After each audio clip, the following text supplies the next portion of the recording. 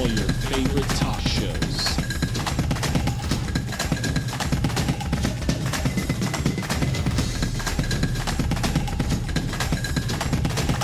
Find it on ProView Networks.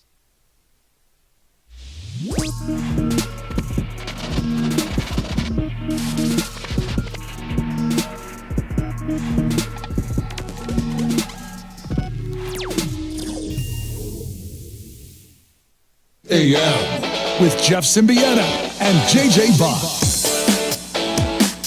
Find a way by any means necessary. We saw that on Monday Night Football, a double dose of exciting finishes. And that is why you play the game. You play to win the game. In the immortal words of Herm Edwards. A frustrating loss, a devastating loss for both these teams in terms of their playoff lives, in terms of what they're trying to do. Miami, yeah, they're going to be in the postseason, but that number one seed gets a little further away, and the Green Bay Packers fall back into that mess in the NFC wildcard. But how about Tommy DeVito, a New York legend? How about Will Levis going from his learner's permit to a full-on driver's license for the Tennessee Titans? What it do? Welcome into the opening drive on a Tuesday morning here on 95.9 FM, AM 610, The Sports Animal. JJ Buck, DC holding it down, our quarterback, the former Lobo quarterback, Ned James, with us. Ned, we watched a Tennessee Titans team overcome a 14-point deficit in 3 minutes. That's not something that you're supposed to be able to do in the NFL. We talked yesterday, and I know your connections. You have coached with the Tennessee Titans, but you're frustrated with this franchise. You're confused about this franchise, and that was an incredible victory for Tennessee, just sending shockwaves through the Miami Dolphins. Yes, it was really a morale booster for the city of Nashville and the state of Tennessee, because no one expected Tennessee to go down to Miami and put on a show like they put on against the Dolphins. The incredible thing were the turnovers in that fourth quarter. The last two possessions before they went down and scored to take the lead, they turned the ball over, and it was just the Derrick Henry pitch, toss, fumble, whatever, was just unreal. I mean, it was just something that I just didn't expect to see out of a Tennessee Titans team that was really just trying to protect the quarterback and try to, keep the game close. But, that's how the NFL is. You just never know on any given Sunday these kind of things happen. And it was one of those things where, Will Levis kind of came of age in this game. You saw the strong arm. He kind of looks – it looks a little awkward at times with him because it looks like he's speeding up when he doesn't need to be moving so fast in the pocket. But, boy, he made some incredible plays down the stretch. What a phenomenal game. You've got one of the premier defensive coordinators in Vic Fangio. Can't keep him out of the end zone late in that game. I just thought it was just a really fun game to watch. Both of those games, if you were switching back and forth between the games, you almost gave up in most cases on both games. And then you thought, well, maybe let me watch a little bit longer. And then eventually the games turned around and turned out to be two great Monday night matchups. If you went to bed with the Dolphins up 14 points with 3 minutes left, I understand that. Because we don't see this happen in the NFL. You're not supposed to overcome a 2-touchdown deficit in 3 minutes in this league. That's crazy. Tennessee 28, Miami 27. One of the questions from this game we're going to get into with the Dolphins, bad game or bad sign? Because for Miami, the frustrating thing is they did not have a plan B. And for me, it solidifies why I think Tyreek Hill is the NFL MVP this season. Because when he got hurt, he got tackled about 3 minutes left in the first quarter, sprained his ankle or knee. It was dealing with that. Did not play, came back midway through the third quarter, ended up with 4 catches for 61 yards. But they did not have an offensive game plan without Tyreek Hill. They were not able to capitalize on a pick six. Now, that was just such a terrible pass by Will Levis early in that game. I don't know where he was throwing that football to. He throws it right into the gut of the defensive tackle, who then just walks into the end zone 5 yards for a touchdown. As you said, the multiple turnovers Tennessee had, they had a 14-point lead But I think the frustrating thing from Miami, even having that lead, I get it. They were up 14 with 3 minutes to go. They should have won that game.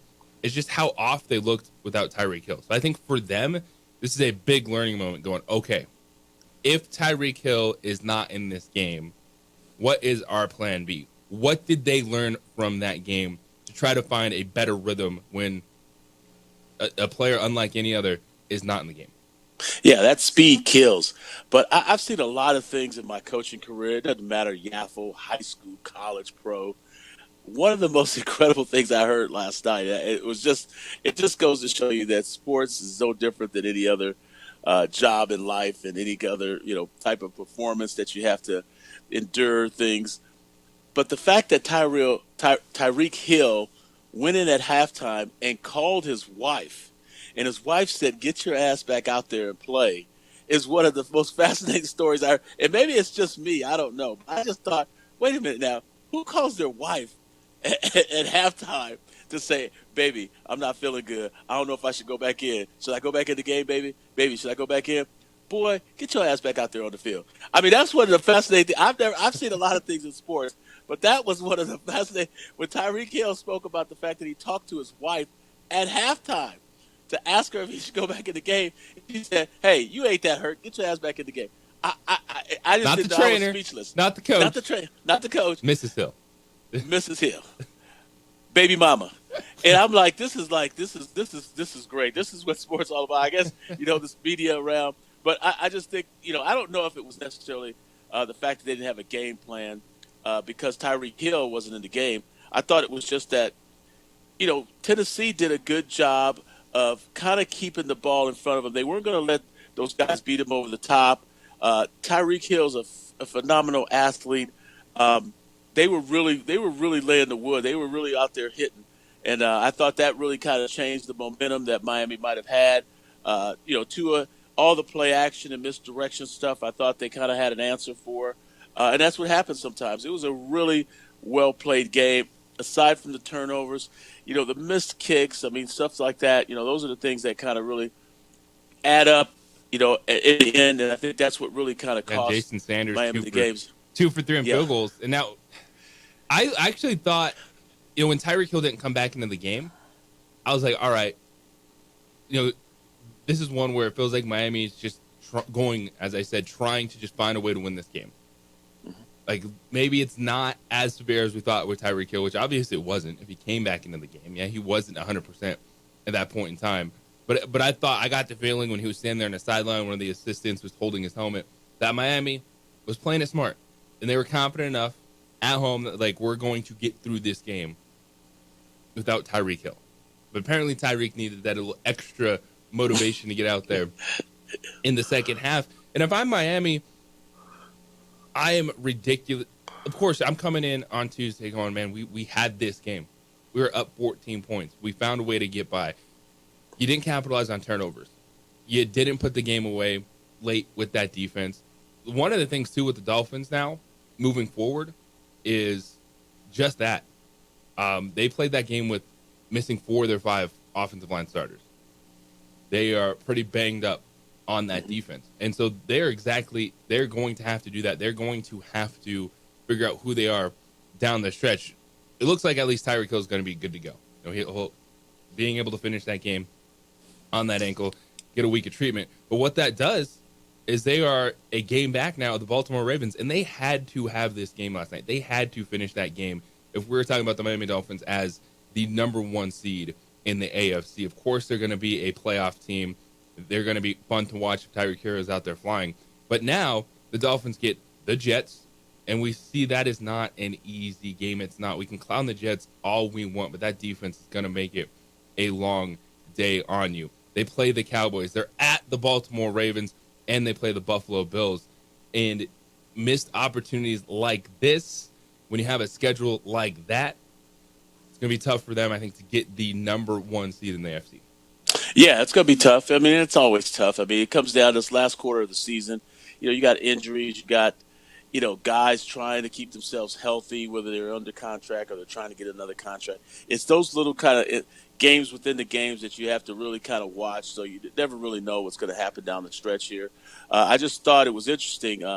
in that Miami game, I thought Miami could have done some things clockwise to help themselves.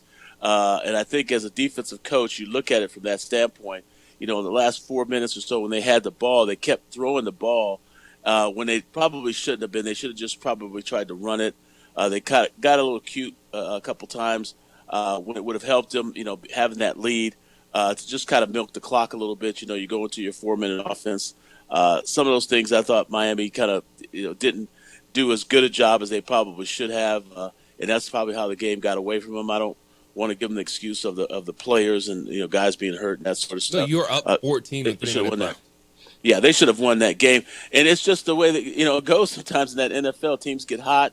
I thought that Will Levis guy he seemed a little kooky to me, but boy, he just seemed really good down the stretch. That was really a good segment, 2-minute segment that he put together for that offense. And that's just how it goes in this NFL. You just have to, that 2-minute part. I send CJ Beathard a text all the time, be ready. Make sure you have that 2-minute drill down because it's so important at the end of the half and at the end of the game that you have that down pat because the clock and managing the clock at the end of the games is really important in the NFL. And a lot of times you can have an advantage if you really have that 2-minute drill down.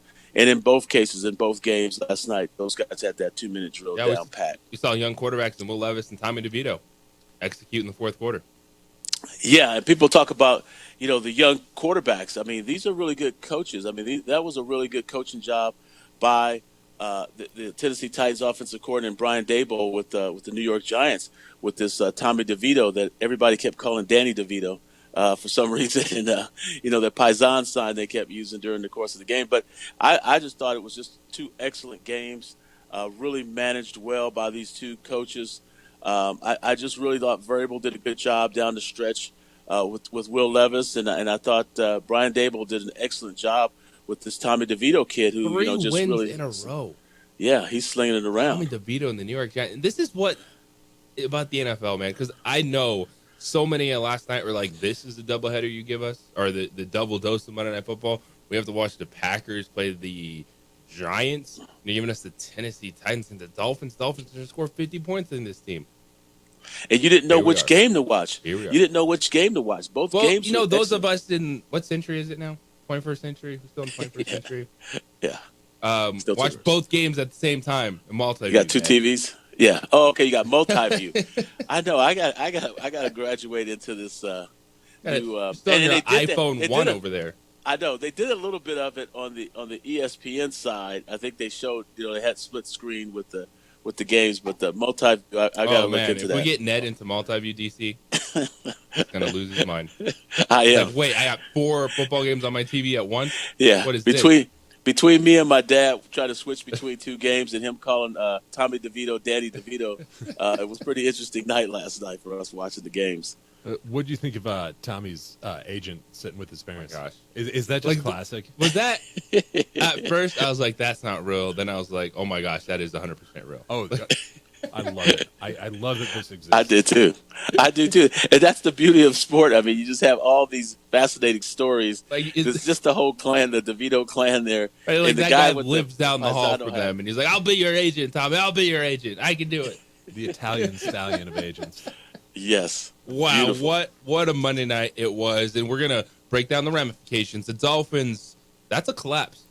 I usually have that collapse meter because for every victory or every comeback, there's a collapse, and that meter went really high for collapse last night for the Miami Dolphins. We'll talk about that and just what it means moving forward for a team that we think can compete in terms of getting to an AFC Championship game. But are you swayed on that with what you saw last night from the Dolphins about how they were unable to finish that game and up 2 touchdowns in the final 3 minutes? But there's some really good game management things. For as much as we see mismanagement with the clock, bad use of timeouts, at the end of the game for the Giants and Titans, those coaching staffs and those quarterbacks were on it. And we'll talk more about Tommy DeVito and the Giants and what it means for the Packers and the mess, you'd say, when it comes to the NFC wild card race. We got a busy day for you on a Tuesday. Guess what, DC? I heard that today through Friday, we have a pair of tickets to give away for the Isleta New Mexico. Oh, did you know? New Mexico State, Fresno State. That place is selling like crazy. It's going to be bonkers. It's going to be popping on Saturday. So in the 8 o'clock hour today, the 8 o'clock hour, Perfect. we'll give away a pair of tickets to the Isleta New Mexico this Saturday, New Mexico State and Fresno State. And of course, your home for the Isleta New Mexico Bowl Season Radio is right here on the Sports Animal Saturday, sandwiched between two NFL games. Not a better place to be than right here on the Sports Animal. When we come back on the other side, we'll talk about Tommy DeVito and also a segment that is debuting later today on the opening drive, and you're going to want to know who that segment is with. It is the OD here on 95.9 FM, AM 610, the Sports Animal.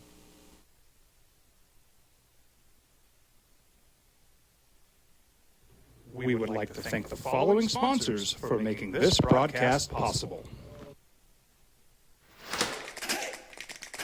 Albuquerque's leader in sports is ProView. From pros to prep, all your favorite action.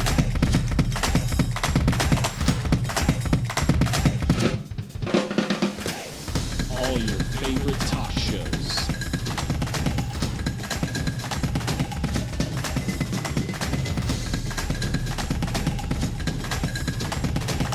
Find it on ProView Networks.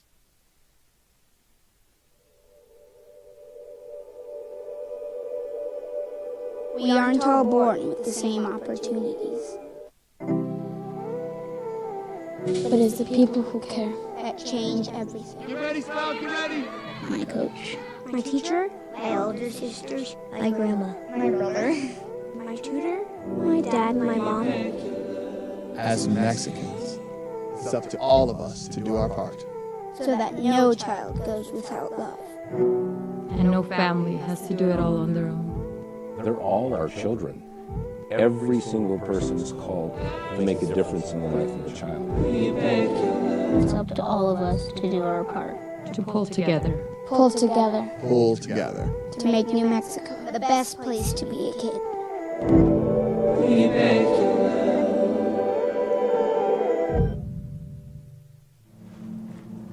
Young driver, this one. Hard to get her out.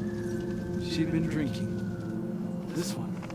Both of them gone. They'd been drinking, and he drove clear off the road. This was my family. Drunk driver hit us. And my wife and our daughter, they didn't make it. Hi, I'm Steve Sunker here for Dr. Robert Melendez and the Juliet Eye Institute. You may remember me like this, but no more. The glasses are gone. I tossed them months ago because of a brand new procedure from Dr. Melendez known as RLE, Refractive Lens Exchange. The latest technology, the best eyesight I've ever had in my life, and you can check it out by clicking on the link in the description right here.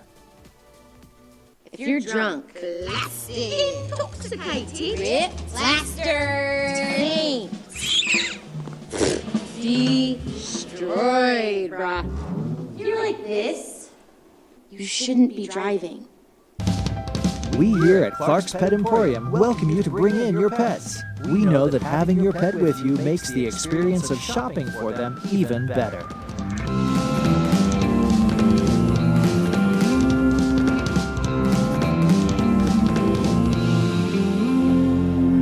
And we welcome you to bring your kids also. Clark's Pet Emporium, your pet's second best friend.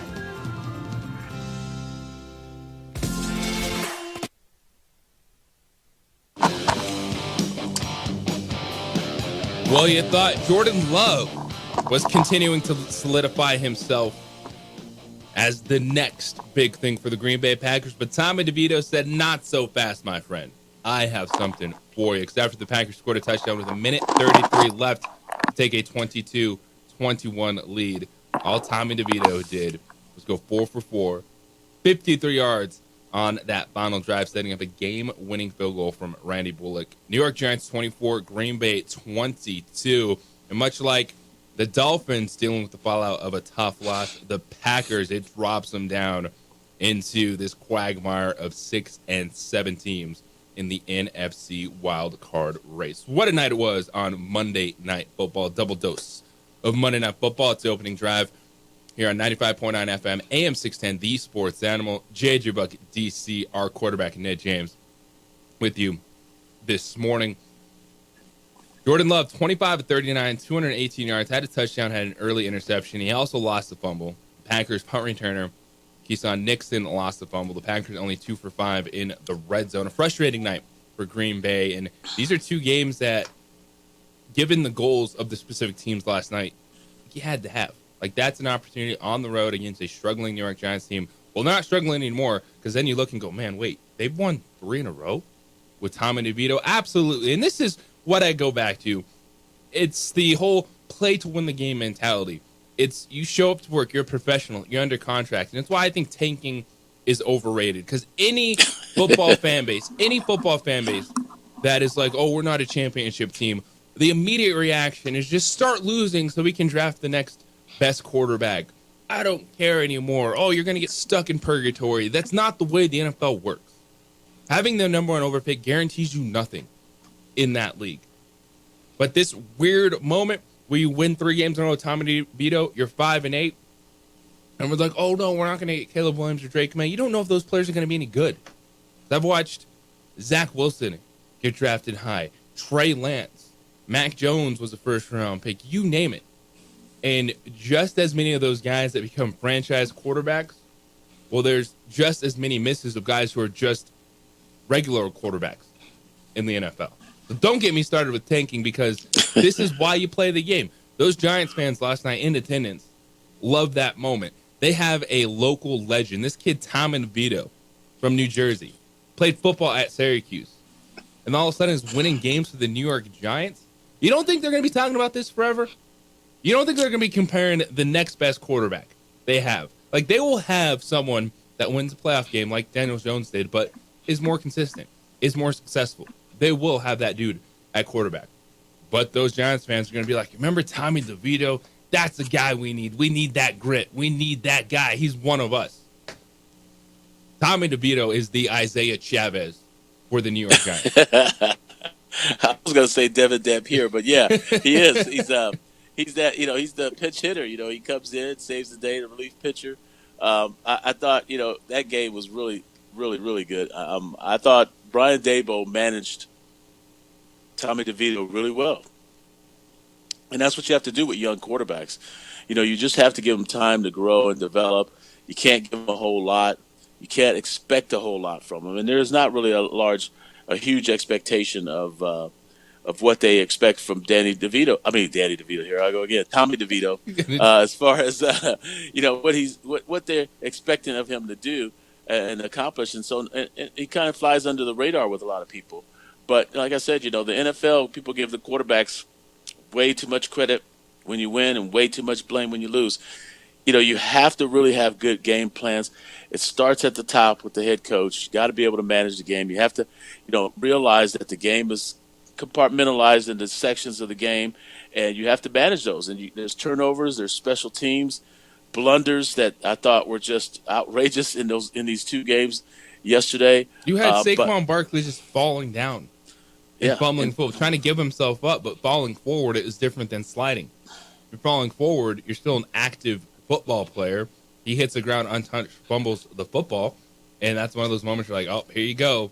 The Giants stumbling all over themselves late in the contest, because that allowed Green Bay to get the ball. 9 plays later, they score the go-ahead touchdown in the final minutes. But Tommy DeVito saved the day. Yeah, but you just have to play the game. It's not so much, these little incidents that happen, these turnovers, who's throwing an interception, a muff punt, any of those things happen through the course of a game.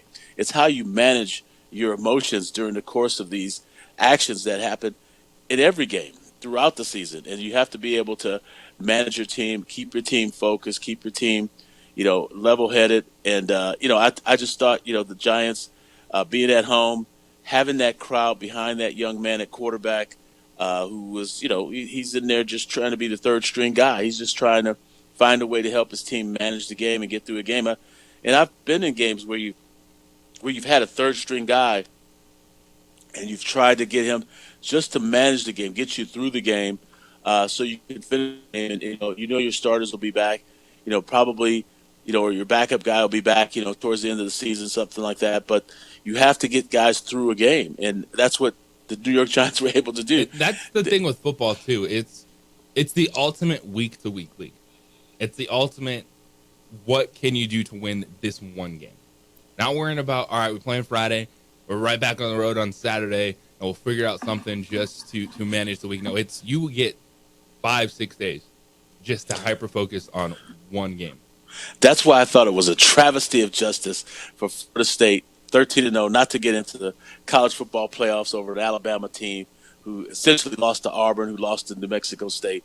I think, the quarterback position, people thinking that you got to have your quarterback there in order for you to be successful, is just a bunch of malarkey. If you have good players and you have guys who can manage, and you got good coaching, it has to deal with everybody. Football is a team sport. It'd be a little bit different when we're talking about winning multiple playoff games. Well, it's only 2 games. You don't win multiple. It's not like your wild card team in the NFL. It's 2 games when you're in the college football playoffs. But at the same time, guys, you have to be able to manage the game when your starting quarterback goes down. And I've been on several teams where the starting quarterbacks go down, and you have to have a plan of how you're going to win a game without the guy who's making the most money on your team available. And that's all it is. The guy's just making the most money. It's not really the most important position on the team. It's an important position, but they're all important. If you don't have a good one there, or you don't have somebody who's able to do the job. And in this case, I thought everybody did their job. Saquon Barkley, who's a star, gives up, the goods, and they have to come back after that mishap and turn the game around. They do it with a guy named DeVito. And so that's just a part of football. It's at every level.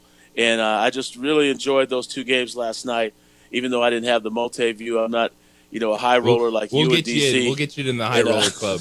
Get you that multi-view to watch 2 Monday Night Football games with Tommy DeVito, Will Levis victorious, and different impacts down the stretch. And now the Green Bay Packers 6-7. They wake up this morning still in 7th place because they do own a bunch of the tiebreakers over teams behind them. One of the questions we're going to ask this morning is, who do you trust? Actually, who do you think can actually win a playoff game that's a wild card team in the NFC? And we are not talking about whoever loses the NFC East as being in that conversation. They do not count.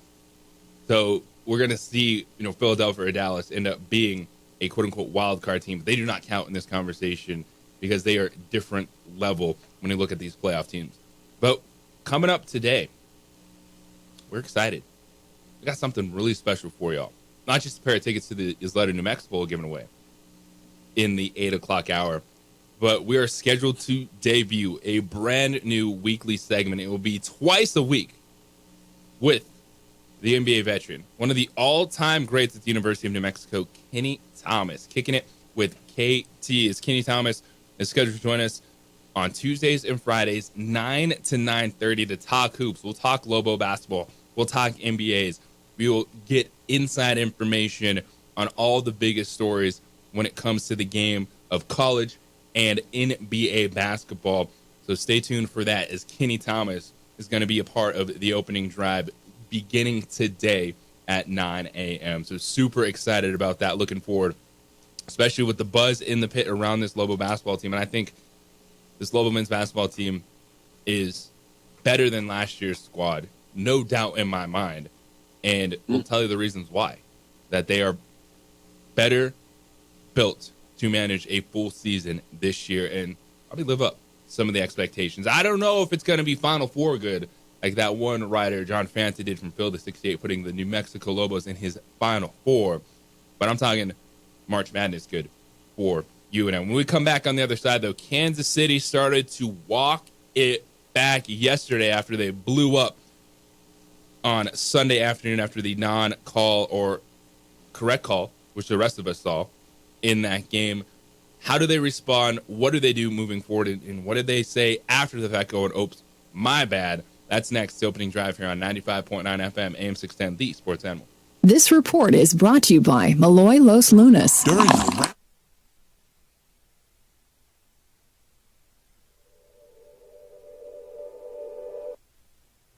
We would like to thank the following sponsors for making this broadcast possible.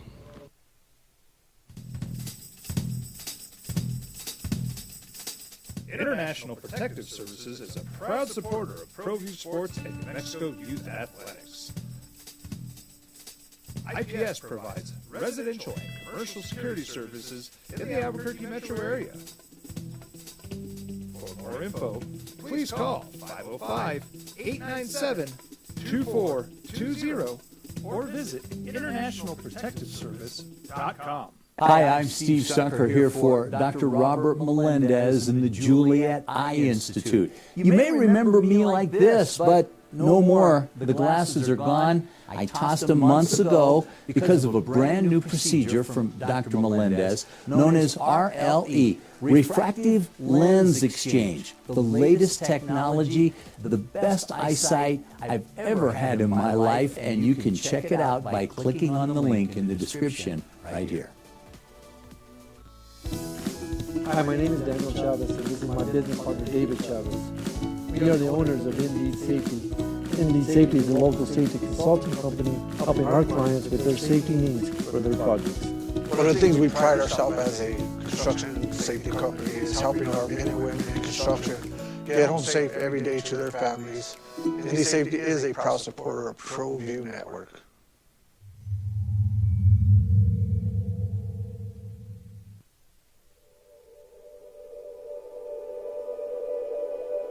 We aren't all born with the same opportunities. But it's the people who care that change everything. Get ready, Scout, get ready! My coach, my teacher, my older sisters, my grandma, my brother, my tutor, my dad, my mom. As Mexicans, it's up to all of us to do our part. So that no child goes without love. And no family has to do it all on their own. They're all our children. Every single person is called to make a difference in the life of a child. It's up to all of us to do our part. To pull together. Pull together. Pull together. To make New Mexico the best place to be a kid.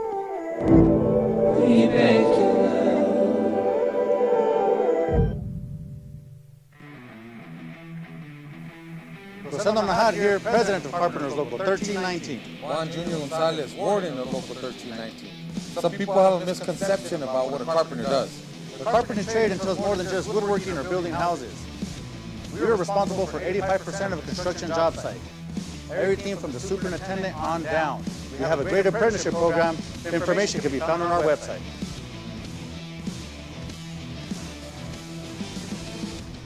If you're drunk, blasted, intoxicated, ripped, plastered, destroyed, bruh. You're like this, you shouldn't be driving. Young driver, this one. Hard to get her out. She'd been drinking. This one. Both of them gone. They'd been drinking, and he drove clear off the road. This was my family. Drunk driver hit us. And my wife and our daughter, they didn't make it. Here at Clark's Pets, we understand your pets. We take meticulous time to find out more about them. Dig deep into their world to understand their needs. We do research for knowledge of each pet, so you can trust Clark's Pets to provide you the best products and service for your pets, because we work hard to understand all of their needs. Clark's Pet Emporium, your pet's second best friend. Don't sacrifice quality and flavor when you're in a hurry. Golden Pride offers ribs, fried chicken, red and green chili breakfast burritos, and frontier sweet rolls. 4 great locations, or visit us online at goldenprideabq.com. Golden Pride Barbecue Chicken and Ribs are proud supporters of ProView Sports. Teenagers love a party, especially.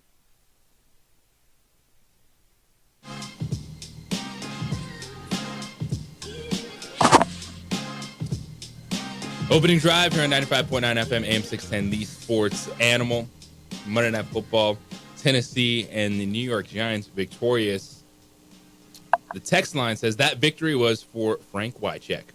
And we talked about that yesterday. Of course, the Tennessee Titans, great tight end. He passed away over the weekend at 52 years old. And then you shared your thoughts on Frank and getting to know him and, of course, your time as a coach in Tennessee. And, the Tennessee Titans getting the job done. Will Levis, man, he is a tease. He is the ultimate tease because you see it, the arm strength, the athleticism, and I think you can be cautiously optimistic moving forward in Tennessee with Will Levis as your quarterback. Someone else also on the text line, which is, by the way, 505-246-0610. Sports Animal text line, also the Sports Animal hotline for y'all this morning and every day, whatever show you're listening to on the Sports Animal, your live local sports talk radio. Someone already poking the bear saying, is Ned going to say anything awesome about the Aggies other than that they're the little brothers from the South? No. If you haven't noticed by now, no, that's not going to happen. But we'll talk more about that game on Friday and give you some schematics, give you some X's and O's, because it's going to be bonkers. It's going to be an absolute party at the Isleta New Mexico Bowl, and you need to experience that once. I know there was some fans, we always talk about those fans and that faction of fans, that when it came out, they were upset because the Aggies, much like the Lobos, and you build that wall for your rival. They're like, we don't want to go to Albuquerque. We don't want to be playing in the Lobos Stadium. We deserve better. We played for a Conference USA championship. We shouldn't have to play Fresno State. Well, slow down. All right, you're not going to the Little Caesars Bowl this season in Detroit. I get it. But you're getting a party. And every fan base that has a bowl game in their city, you need to do this at least once. Like, you need to have this moment because so many people are going to get to go to this game that wouldn't get to go to another bowl game. And I think that's what gets lost is, do you want to be going to this game every year? The Lobos want to play in the New Mexico Bowl, but they know they can't play in it every single year. Then it's not going to be the same because you're going to be like, oh, here we go, going to the New Mexico Bowl again, which would be fantastic, by the way, to be bowl eligible that many times to have that problem. What Bronco Mendenhall is going to try to figure out moving forward for the Lobos. But this experience is so much fun for a fan base because you're going to get so many more Aggie fans. They get a chance to go to a bowl game that wouldn't get a chance if this game was being played in Louisiana or Michigan or, whatever, the Tax Slayer Bowl in Florida. And so embrace it. And I believe the fan base absolutely has for New Mexico State because you look at those ticket sales, you look at that lower bowl, there's nothing left. So just embrace it, enjoy it, and the majority of y'all understand what this moment means for New Mexico State football. Speaking of moments, there was a big one. So the Buffalo Bills, when they play Kansas City in regular season, KC, good things happen for them. And we know the frustration. You've all seen the play. Kadarius Toney lines up offside. Patrick Mahomes hits Travis Kelce. Oh, there's just a ridiculous lateral to Kadarius Toney. Touchdown, go ahead, touchdown late in the fourth quarter. Nope, Kadarius Toney was offside. Patrick Mahomes was lit. He was screaming after that moment, slamming his helmet. He was still bitter post-game, not just talking about it to the media, but talking about it when he was going to go shake hands with Josh Allen. They all started to walk it back yesterday. It was one of those moments you're like, ooh, my bad. Maybe I overreacted just a little bit. And Chiefs quarterback Patrick Mahomes, he was doing an interview on 610 Sports in Kansas City, and he said, well, obviously you don't want to react that way. I mean, I care, man. I love this game. I love my teammates. And I want to go out there and put everything on the line to win, but obviously can't do that. Can't be that way toward officials or really anybody in my life. More than anything, I regret the way I acted towards Josh Allen after the game because he had nothing to do with it. So I was still hot and emotional, but you can't do that, man. It's not a great example with kids watching the game. You always got to think about the kids. The kids are watching, man. Yeah, there you go. I like that. I like the fact that some people show humility and just show us that they're human. Hey, I'm flawed. I made a mistake. I shouldn't have reacted in the moment as I did. I shouldn't have said some things. Okay, now I can like Patrick Mahomes again. Like when guys, absolutely distance themselves from whatever action they had, that's when I have a problem with them. And that's when I start calling them the cheaters or whatever I want to call them, because you have to show a little bit of humility in situations where hey, maybe I did overreact just a tad. Can you show me a little bit of grace? And we will, as fans, as human beings, we like to show people grace, but you have to show a little bit of contrition, a little bit of humility. And in this case, Kansas City, they really came back down to earth and realized that, hey, they're not above all of us on this planet. They are down here with the rest of us, and they should behave accordingly. And that was good. That was good for Patrick. And they still didn't walk it back as much as I thought they should have, because it was the right call. Unfortunately, it went against them, but the whole it ruined a great play and all that nonsense. I just thought was just a little bit over the top, but they walked it back a little bit, like you said, and that was good. And the amount of Kermit the Frog memes and reels that were going around after that game for Patrick Mahomes, it was classic, man. The internet had a field day with Patrick Mahomes' reaction. But it's the Kansas City Chiefs overall. Andy Reid said yesterday too, quote, "Do we need to line up right? Yeah. We can't put it in the officials' hands." And he went on to add that Kansas City is not giving up on Kadarius Toney. The rest of the football world has given up on Kadarius Toney after the season because, Ned, it's what have you done for me right now? They don't care that Kadarius Toney scored a touchdown in the Super Bowl, had a 65-yard punt return in the Super Bowl that helped them beat the Philadelphia Eagles. No one cares about that. They look at Kadarius Toney having a big part of 2 losses this season for the Kansas City Chiefs. And the biggest play of the season is only 18 yards for Kadarius Toney. They say they're not giving up on him, so they're going to that for their team. And that's one of the things I got a lot out of that. And I know Patrick Mahomes, his initial reaction going right at the refs, I think some of that was because he didn't want to go right at Kadarius Toney in that moment. Yeah, but it's the old adage, when a man is down, what are you going to do? Are you going to give him a hand up? Are you going to show him some grace?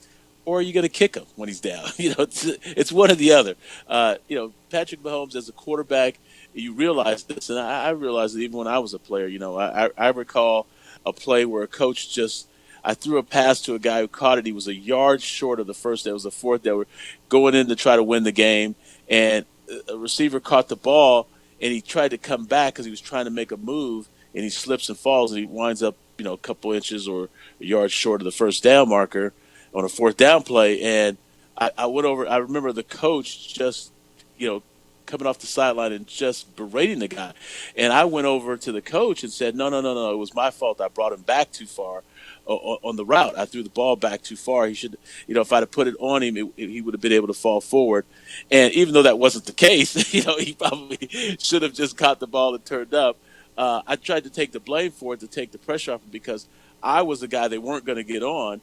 And, I knew they would get on him. And he actually believed it, too, even though I thought he was wrong. He said, you led me back right then. I go, yeah, it was all my fault. And you have to do that when you're the quarterback a lot of times, because you do get, you reap the benefits of being the quarterback. You don't get the criticisms from the coach as much, because they know they depend on you for a lot of different things, and you're almost like a coach on the field, an extension of them. And so I understand where Patrick Mahomes was trying to go with it, but at the same time, he went a little overboard, and but that's what you want from your quarterback. That's why these guys say they love their quarterback. That's why Terrell Owens cried for his quarterback. That's right. He's when you get in these positions and you get in these games, and you depend on one, and that person's got to be, even when you're doing times, and sometimes you may, get a play or forget where to line up, and he's responsible for making sure that you did right, even though it was wrong. You want a quarterback to have your back, and that. Well, Ned, you had your teammates back, and that is great to know that we have someone like that on our team here on the Sports Animal. That's our quarterback, Ned James, DC. JJ Buck with you this morning in the 8 o'clock hour. I'm thinking if you hear Red Zone, then you need to stay tuned for your chance to win 2 tickets to the Isleta, New Mexico Bowl this Saturday. We're giving away a pair of tickets each morning the rest of the week. Today it's in the 8 o'clock hour. New Mexico State and Fresno State, the Isleta, New Mexico Bowl, this Saturday at University Stadium. When we come back on the other side, why Lobo men's basketball is going to live up to the hype and is better built to manage a run towards March this season. I'll give you my take, and you can also stay tuned until 9 o'clock when we're scheduled to have Kenny Thomas debuting his new segment with us on the opening drive to give his take. It is the OD here on 95.9 FM, AM 610, the Sports Animal. This report is sponsored by... We would like to thank the following sponsors for making this broadcast possible.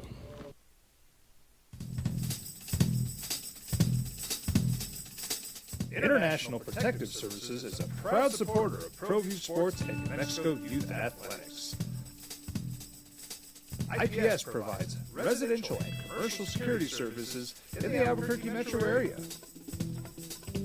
For more info, please call 505-897-2420 or visit internationalprotectiveservice.com. Hi, I'm Steve Sunker here for Dr. Robert Melendez and the Juliet Eye Institute. You may remember me like this, but no more. The glasses are gone. I tossed them months ago because of a brand new procedure from Dr. Melendez known as RLE, Refractive Lens Exchange. The latest technology, the best eyesight I've ever had in my life, and you can check it out by clicking on the link in the description right here. If you're drunk, intoxicated, ripped, plastered, destroyed, bruh. If you're like this, you shouldn't be driving. Albuquerque's leader in sports is ProView. From pros to prep. All your favorite action.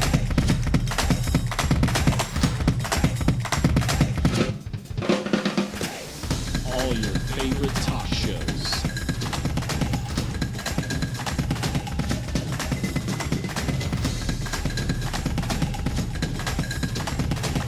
Find it on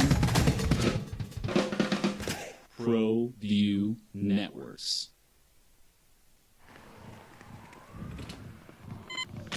These are more than just the sounds of a safe place to go after school. These are the sounds of interest being ignited and of mentors making an impact. At Boys and Girls Clubs, we don't do just one thing. We do whatever it takes to meet the needs of every kid who comes through those doors.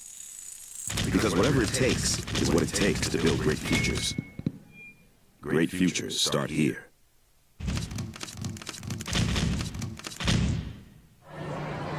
Hey, look! It's Dwight Goodman!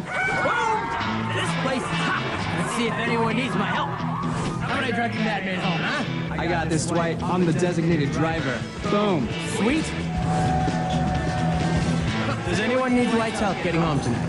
No thanks, Romeo. I've got a taxi all lined up.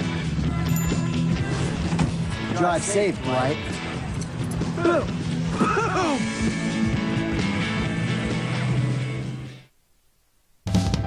We here at Clark's Pet Emporium welcome you to bring in your pets. We know that having your pet with you makes the experience of shopping for them even better.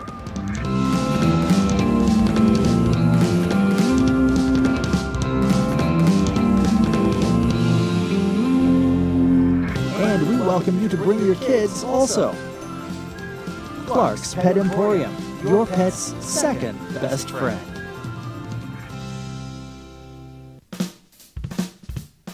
Well, I'm going to the frontier, walk to the cashier, order up a root beer and a number one. Cover it with green stuff, one scoop is not enough. Find a booth that's real tough, back by the Duke.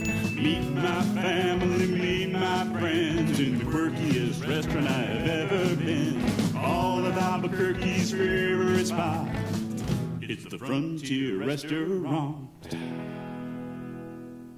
The Frontier Restaurant is a proud supporter of ProView Networks.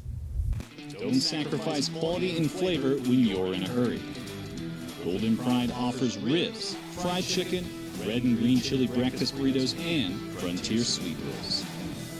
4 great locations, or visit us online at goldenprideabq.com. Golden Pride Barbecue Chicken and Ribs are proud supporters of ProView Sports. We would like to thank the following sponsors for making this broadcast possible. Young driver, this one. Hard to get her out. She'd been drinking. This one. Both of them gone. They'd been drinking, and he drove clear off the road. This was my family. Drunk driver hit us. And my wife and our daughter, they didn't make it.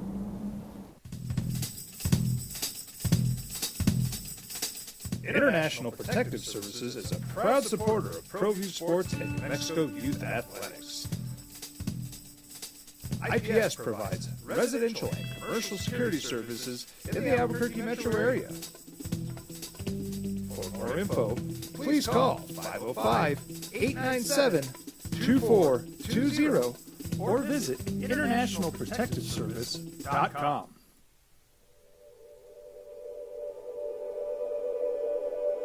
We aren't all born with the same opportunities. But it's the people who care that change everything. You ready, Scout? You ready? My coach, my teacher, my older sisters, my grandma, my brother, my tutor, my dad, my mom. As Mexicans, it's up to all of us to do our part. So that no child goes without love. And no family has to do it all on their own. They're all our children.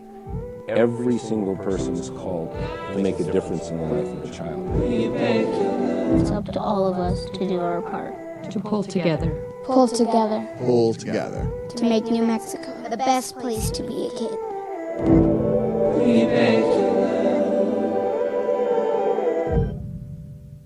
Teenagers love a party, especially during prom and graduation season. Often, alcohol is involved. Some parents think that hosting a party with alcohol in their home will keep the kids safe, but it's wrong and it's illegal. As a parent, to allow your teenagers' underage friends to consume alcohol on your property is a felony. Parents who host lose the most. Don't be a party to teenage drinking. This is a program of the Drug Free Action Alliance. For more information, go to burnco.gov/do-not-host. Albuquerque's leader in sports is ProView. From pros to prep. All your favorite action. Players fit better for this team. I like the defensive identity. I like the defense inside, the fact they can do a little bit more things with the bigs defensively because of their athleticism, because of the way they can move. They can trap, they can recover. And then coming off the bench, a player like True Washington, who the Lobos thought, all right, you got the 6'4" true freshman guard coming in. Maybe they'll get some defensive minutes out of him. But a guy that can help bring some of that size that head coach Richard Pitino was talking about for them to be better defensively. All you see now is also this dude hitting shots. And True Washington scoring in double figures. And the Lobos were one of the older teams in the country when you look at their overall roster makeup. And all they're doing is they're rotating freshman of the week. It's True Washington. It's JT Toppin. So you're getting that impact. And then you have the experience. And I like that Isaac Mushila, his minutes are ticking up because that is one of your classic role players. Anytime you listen to Isaac Mushila talk, they ask him a question about, hey, Isaac, how are you feeling? Do you want to play more? Do you want to get more opportunities? And he says, I am just here to do whatever it takes to win. I am just here to play whatever role I may play. And this is a guy, Isaac Mushila, that had 11.7 boards against Santa Clara. That is why I am hyped, and I am buying in to the hype on this year's basketball team because they have the talent, but they have the players that are great in their roles. And as of right now, you watch this team, you see the way they play. Everyone is fitting into that role. And oh, by the way, they're doing this without being 100%. And Jamal Mashburn Jr. hasn't played. And Jeff Grammer, who's the Albuquerque Journal beat writer for the Lobos, he pointed this out. UNM, they've played 400 minutes of basketball this season. Jalen House and Jamal Mashburn Jr. have been on the court together 3.8% of that time. And so Jamal Mashburn is just another piece of the puzzle that you get back, and the pressure's going to be off him a little bit. You saw he was pressing early in the season. He was taking too many shots. He was just trying to be the guy. But you see the way Donovan Dent is playing, the way he works with Jalen House. You start to mix Jamal Mashburn back into that conversation. I'm all in on this year's Lobo team being built better to manage the long haul so they can make an impact in March.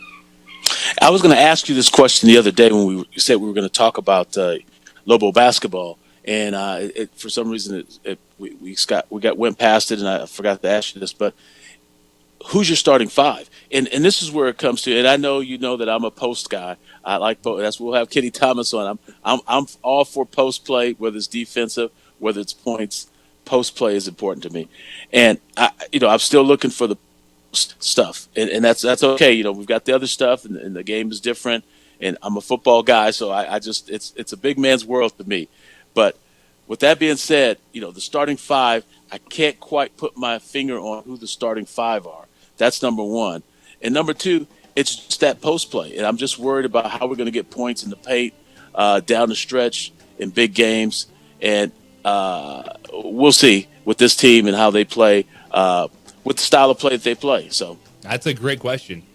And we can ask Kenny Thomas that. He's scheduled to join us at 9 o'clock, debuting his twice-a-week segment with us on the opening drive. How do you feel about Lobo basketball there, 9-1? Still some things with UNM that, they can get better at when they get Jamal Bashburn. That's a great question. Who is the starting five when he comes back into the lineup? That's our quarterback, Ned James, DC. JJ Buck with you here on 95.9 FM, AM 610, the Sports Animal.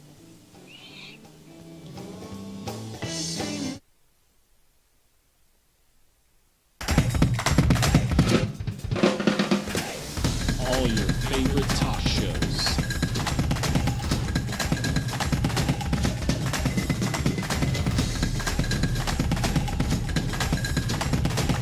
Find it on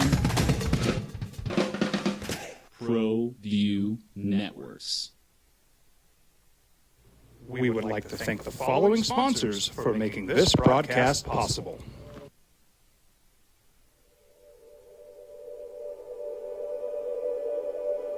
We aren't all born with the same opportunities. But it's the people who care that change everything. Get ready, Scout, get ready! My coach, my teacher, my older sisters, my grandma, my brother, my tutor, my dad, my mom. As Mexicans, it's up to all of us to do our part. So that no child goes without love. And no family has to do it all on their own. They're all our children. Every single person is called to make a difference in the life of a child. It's up to all of us to do our part. To pull together. Pull together. Pull together. To make New Mexico the best place to be a kid.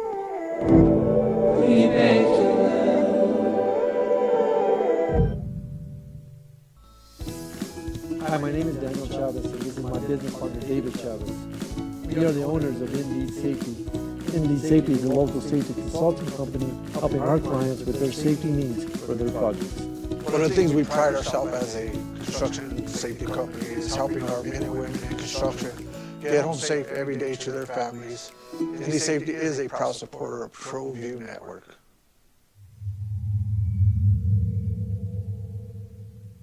Teenagers love a party, especially during prom and graduation season. Often, alcohol is involved. Some parents think that hosting a party with alcohol in their home will keep the kids safe, but it's wrong and it's illegal. As a parent, to allow your teenagers' underage friends to consume alcohol on your property is a felony. Parents who host lose the most. Don't be a party to teenage drinking. This is a program of the Drug Free Action Alliance. For more information, go to burnco.gov/do-not-host. Young driver, this one. Hard to get her out. She'd been drinking. This one. Both of them gone. They'd been drinking, and he drove clear off the road. This was my family. Drunk driver hit us. And my wife and our daughter, they didn't make it.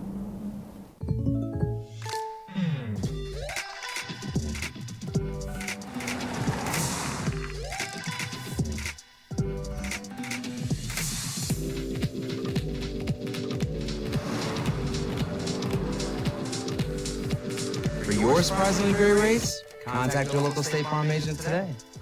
If you want the real deal, call State Farm agent Marty Size in Albuquerque today. Like a good neighbor, State Farm is there.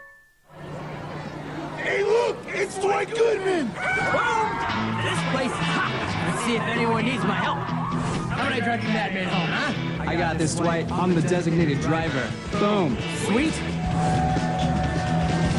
Does anyone need Dwight's help getting home tonight? No thanks, Romeo. I've got a taxi all lined up. Drive safe, Dwight.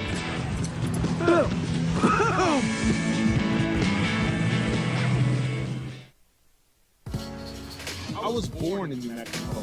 I grew up on these streets. I got in trouble here, and I fought my way back in boot camp. I love New Mexico, especially the people. Now I'm using my training, tenacity, and energy to fight for you. I'm Adam Oki, lawyer, fighter, and New Mexican. I was a local athlete here in New Mexico, so I'm proud to support your local athletes.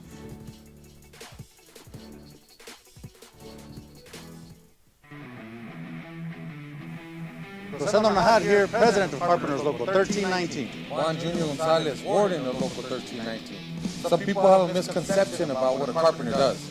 The carpentry trade entails more than just woodworking or building houses. We are responsible for 85% of a construction job site.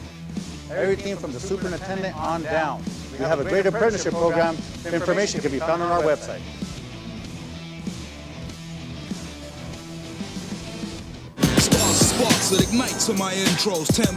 And just like that, 14 weeks of the NFL season are done.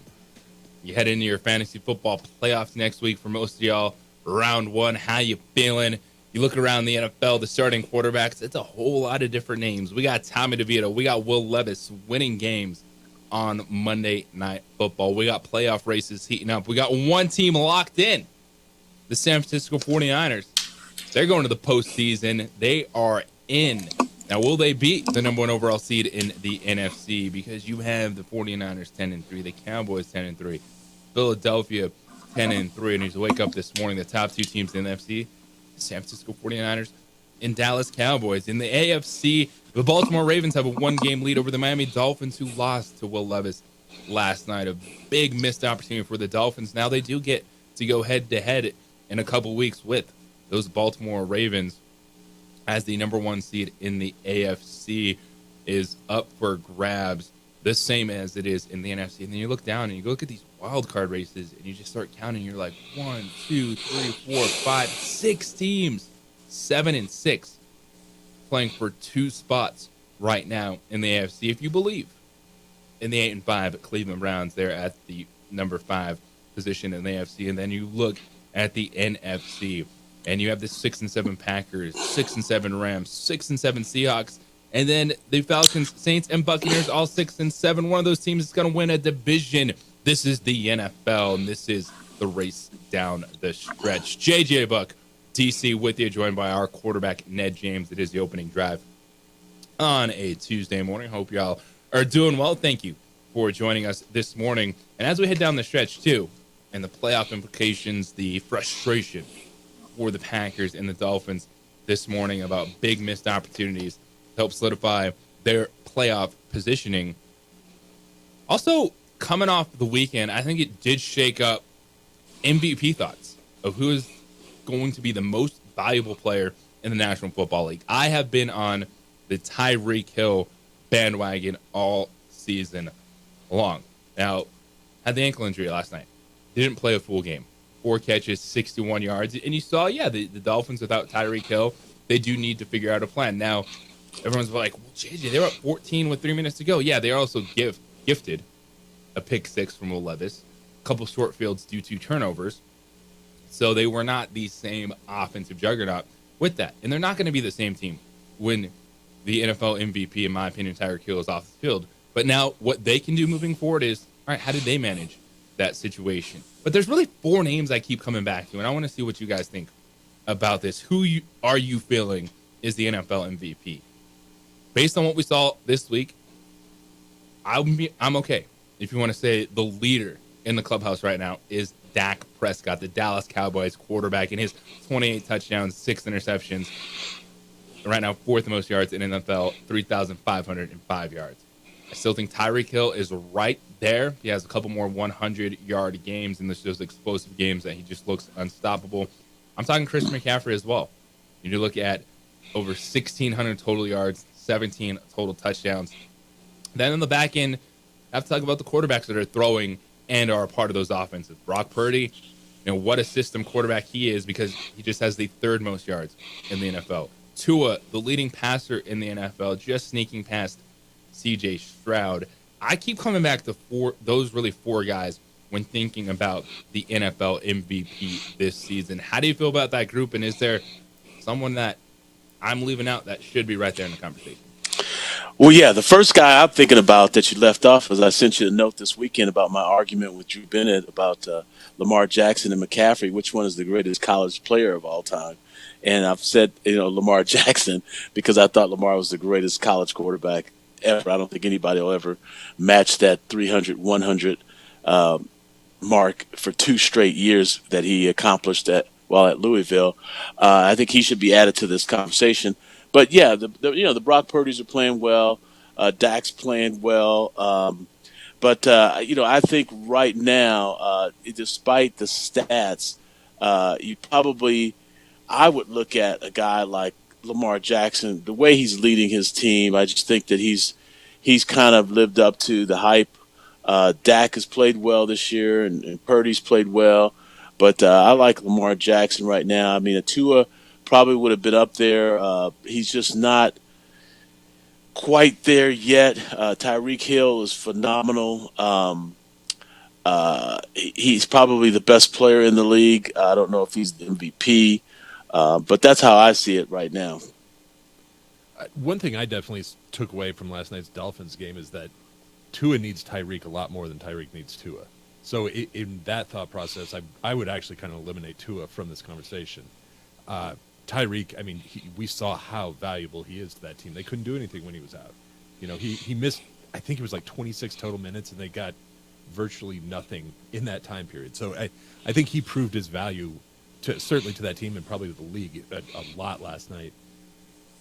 I look at Christian McCaffrey, too. I mean, that guy, when you're 1,600 yards in 14 games, or 13, I guess, 14 weeks, 13 games, that is just phenomenal. If he goes over 2,200 total, 2,400, I think you got to give it to a non-quarterback. But like you said, Dak has looked amazing. I mean, this is the best version of Dak we've seen. Brock, the quarterback of the most unstoppable team should be in the conversation for sure. Absolutely. And, the 49ers are continuing to stick up for Brock Purdy. Their left tackle, Trent Williams, who's one of the best in the game. He said, quote, "I don't get why people say he's a system quarterback. No system quarterback makes tight window throws before they're there, throwing people open, putting the ball into a window, and trusting his receiver to get there, layering balls over linebackers who are in a good position and still getting the ball over their head, getting it to the playmaker. He's just so accurate. You watch a lot of his throws. The accuracy gives them guys a chance to run after the catch, and I don't think he gets enough credit for that. And that's Trent Williams, man. That's one of the best in the game.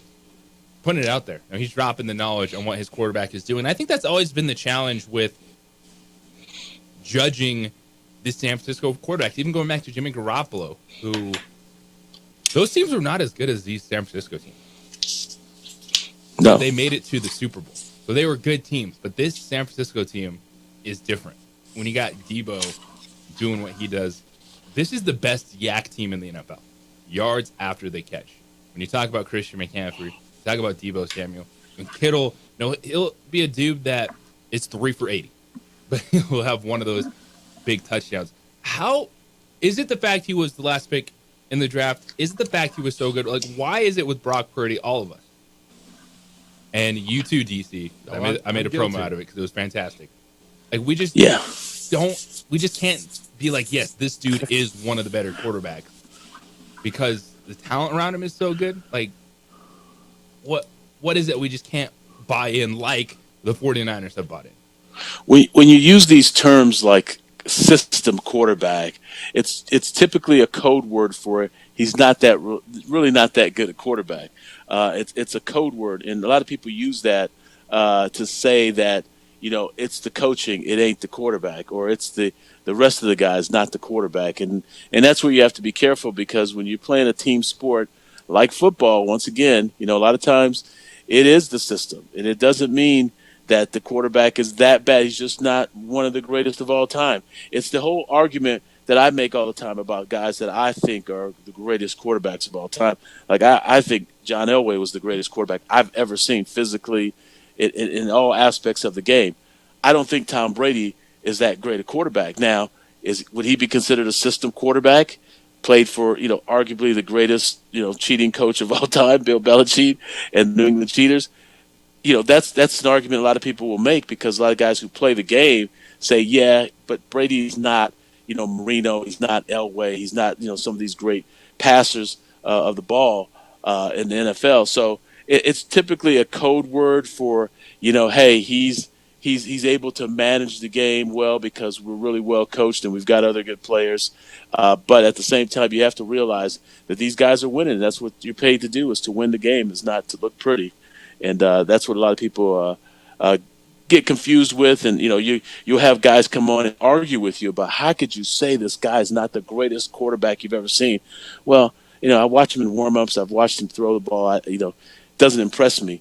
I'm impressed by this type of talent. So that's where the discrepancy is. For me, I think it's that with Purdy, he's really good at a lot of things, but he's not great at any one particular skill set. Some of these other guys, we say, oh, he's a great runner. He's got a cannon for an arm. He's got great patience. He goes through his reads, whatever it is. So I think it's that he's kind of like a B+ at all of those things, and so you kind of see him as a second tier, but then you realize, like, wait a second, he's actually among the top at everything, and it's just easy to overlook him because you're not saying he is definitively the best at this one particular, aspect of the position. Yeah, and it reminds me a lot of the conversation we've had with Tua about kind of his emergence. Like, is it just Tyreek Hill? And last night wasn't a great example for Tua overcoming that. And you're just waiting for the moment. And what moment are we talking about? Like, getting through a bad game. Having one of those moments. And I know one of the things that Jeff pointed out, too, was go back to that Cleveland Browns game. It was an ugly game where Brock Purdy led his team down the field, and they missed a field goal at the end to win that game. Well, and they missed 2 field goals that game. I mean, Brock did everything he was supposed to do. And so it's these things where we just assume that everything is, it's always perfect for Brock Purdy, and he only wins when it's perfect. He's had his moments of tight games, and really it comes down to the postseason, too. That's where it's going to solidify things. To your take on Tom Brady, that is Tom Brady the most physically gifted quarterback? No, but that dude knew what to do in the playoffs. That dude knew how to play in the biggest games that were in front of him. And when he left New England, what did he do? He won in the Super Bowl with the Tampa Bay Buccaneers. So it's not always, as you're pointing out, about elite athleticism and what DC just said. Like, you can be good. You can be a really good football player. Maybe not most elite athleticism, because how many of these guys are elite and they don't work? So many of them. If you're in the NFL, you are the best of the best at whatever you do. Who do you think is talked about more in a negative light? LeBron James winning an NBA title for the Lakers in the COVID era, in the COVID era with a neutral site, or Tom Brady winning a Super Bowl at home during the COVID era with the Chiefs flying in 2 days before the game? Like, they're both the same, in my opinion. But one is deemed worse than the other. Oh, it's like, the LeBron people don't talk as bad title about sure. Brady's title as they talk about LeBron's title, and they're basically the same thing. And it comes down to that as well. So yeah, well, I think in that question, it's the LeBron title for sure, because anything LeBron does, even there is more pushback on LeBron James than there is Tom Brady. Oh, by far. I think part of it also is they were in the bubble for 6 weeks or whatever it was, and you kept hearing these little stories about LeBron wanted a better room and he didn't like his setup and the little personal things. I think that's why it sort of built over time, and now it's just completely negative. That some people even say it doesn't even count. But you just, because the Super Bowl is just one isolated game, I think that's why that kind of goes under the radar. Yeah, but it was at home. It was in Tampa. It was 2 days. Kansas City couldn't get there because of the pandemic. I mean, it's a lot of the same things. Brady wouldn't go to any other team but Sounds Tampa. like a lot of excuses to me.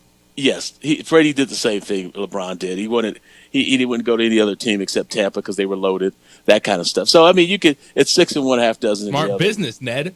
Smart business. But people can you can make excuses for everybody. I mean, so it's just I always look at that part of it when we're describing who's great and who's not great, and so.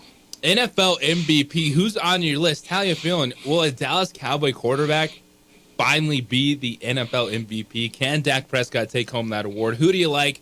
Who are you leaning to after 14 weeks of the NFL season? 505-246-0610. That's the Sports Animal Hotline. Also, the Sports Animal text line. We are giving away a pair of tickets this hour. Not right now, but this hour to the Isleta New Mexico Bowl Saturday.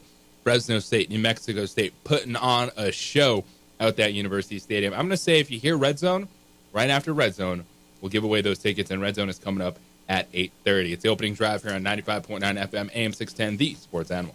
This report is sponsored by Taco Bell. How does Taco Bell not...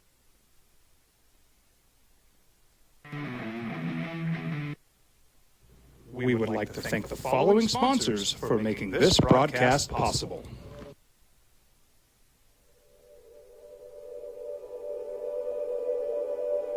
We aren't all born with the same opportunities. But it's the people who care that change everything. You ready, Sprout? You ready? My coach, my teacher, my older sisters, my grandma, my brother, my tutor, my dad, my mom. As Mexicans, it's up to all of us to do our part. So that no child goes without love. And no family has to do it all on their own. They're all our children. Every single person is called to make a difference in the life of a child. It's up to all of us to do our part. To pull together. Pull together. Pull together. To make New Mexico the best place to be a kid.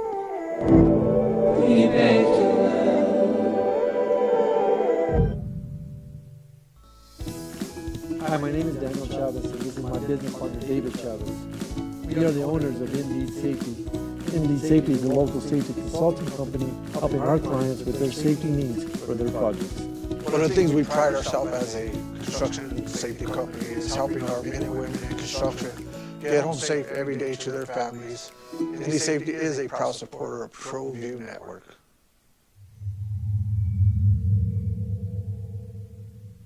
Teenagers love a party, especially during prom and graduation season.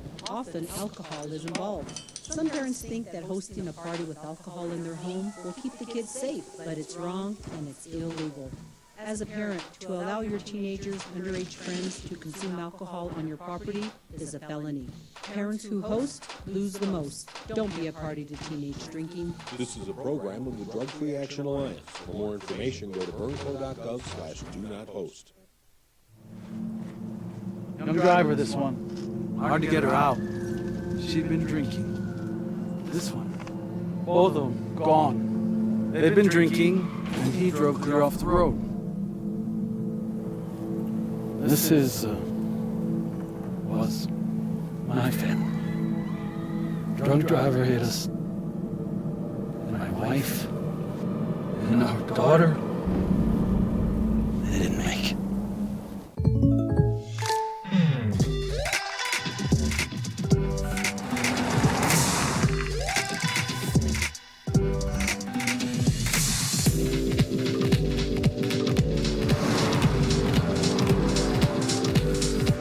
For your surprisingly great race, contact your local State Farm agent today. If you want the real deal, call State Farm agent Marty Size in Albuquerque today. Like a good neighbor, State Farm is there. Hey, look! It's Dwight Goodman! Boom! This place is hot. Let's see if anyone needs my help. How about I drive you madman home, huh? I got this, Dwight. I'm the designated driver. Boom. Sweet. Does anyone need Dwight's help getting home tonight? No thanks, Romeo. I've got a taxi all lined up. Drive safe, Dwight.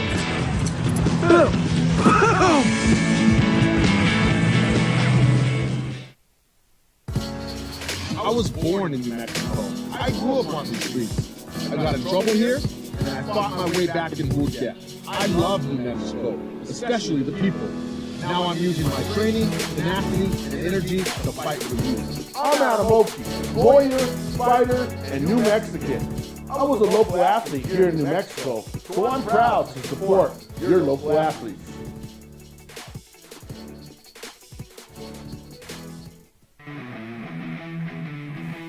Rosendo Nahad here, president of Carpenters Local 1319. Juan Junior Gonzalez, warden of Local 1319. Some people have a misconception about what a carpenter does. The carpenter Win those tickets. JJ Buck, Ned James, our quarterback, DC, with you here on the opening drive. And Ned, when we were talking yesterday, getting your thoughts on Bronco Mendenhall, the new head coach. There's one name, Football Scoop, some sources coming out. I heard that in the next day or two, you're going to really start to get the new names on the staff for Bronco Mendenhall, and because it's time to go to work. And it's not just bringing in the staff; it's you got to start bringing the players, re-recruiting the guys on the roster that you want to be here to start laying the foundation with, and then also hitting that transfer portal, because the transfer portal is open and players are in and out of it. And one of the things, a story popped up yesterday, and I think if you just don't know how the transfer portal works, you got like some reaction like, oh my gosh, how could they do that? Because there was a story about how Chip Kelly, UCLA head football coach, said that as they get ready for the LA Bowl, that players that enter the transfer portal will not practice and will not play in the game. Like, of course, you just left the team. When you enter the transfer portal, you are not on the team anymore. And this story popped up, and you get the response of, oh, how could Chip Kelly be doing that? It's like, you left the team. When you're in the portal, it's not, hey, I'm in the portal, but I'm still playing this game. That's not the way it works. When you go into the portal, you are done. But it still shows you that, while we are used to it now, this is the way of life for college athletics, that a lot of people still kind of don't just get what the portal is all about. So if you enter the portal, you're done. So it wasn't a shocking thing, but it's one of those stories that people start reacting, go, oh, here we go again. Student athletes not getting the benefit. How could Chip Kelly be doing this? Because you enter the portal, you leave the team. That's how you enter the portal. You leave your team. Here's an interesting story that will bring to light to a lot of people how the portal really is in real life.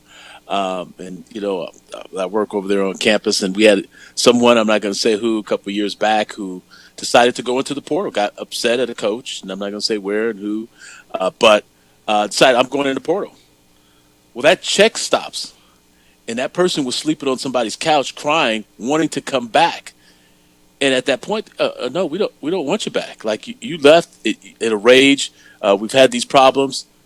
You're no longer affiliated with us. And the checks stop. You no longer are paid by your employer. You've left your employer. You've got your last check. That's it. And sometimes young people don't think things out, and they don't plan. So we had to scramble, tried to get the person back on the team. Couldn't get him back. That's fine. Okay, now move on. Eventually got him to another place. But it's real life, real world, real time events. So when you see these guys go in the portal, guys, if you're listening to me out there, remember, the checks are going to stop. Somebody better write you a check. You may have your Uncle Louie as your agent, and he's trying to represent you and get you some cash from, Notre Dame or somebody, and you're not a Notre Dame player because you were a backup at UNM, so you're not going to get that Notre Dame cash. You have unrealistic expectations. These are the real world issues that are coming up with the portal, and you've got to be re-recruited. You've got, hey, I got some film. Hey, is the film out there on me? You think you got film on you. You think people like you. You don't know. That's why I like Ja'Cory Krosky-Merritt. Kid's thinking about graduation, thinking about grad school. He's probably got a little senorita. That's fine. He's thinking about his future. And a lot of times young people, they get, kind of thinking, looking at Instagram or TikTok too much, and they don't realize that that's not the real world. You're not really that famous just because you got likes. You have to realize that, hey, this is a scholarship. These are rare things. There's not very many people who get scholarships, college football scholarships, or basketball, or women's basketball, or women's track, women's soccer. It's women's softball. You have to. These are precious, and a lot of times guys think they're more valuable than what they really are, and that's the reality. And there's going to be some pretty good players out there who are going to have a lot of suitors, and so you just have to kind of realize that. And, Coach, I'm sure Bronco's kind of going through, he's probably spending a lot of hours looking through film because he's got to evaluate these guys, see how important they are, see if there's NIL monies available to these particular players. And it's a real world thing. And it works both ways.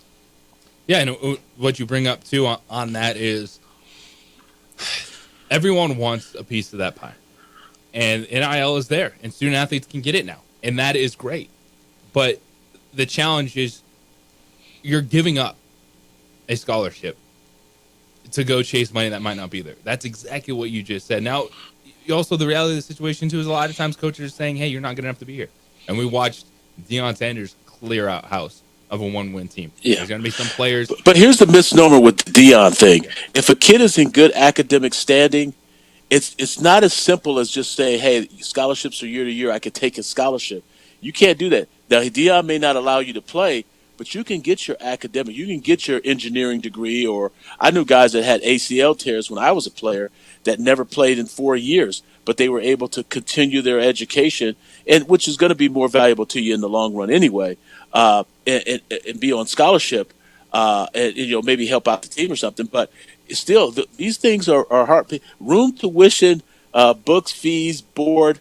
I know there's a lot of people that are listening are saying, hey, being able to have a roof over your head, food, and get an education are all things that they wish, they could have gotten for free. They think it's free, but it's not free when you're on scholarship because you're actually giving something for it. But, those things are important, and young people have to, and it takes guidance. Now you've got the sharks in the water, which are agents that are coming out telling kids that they're better than what they are. They can get more money. And so that's a slippery slope. You just really have to be careful. And these young people really need to think before they go into the portal, because 40% of the kids in the portal don't really go anywhere. So it's one of those things that you really have to be careful about. And I'm sure Bronco's re-recruiting, and I'm sure he's looking at other places with better players and thinking, hey, look, I don't really need you.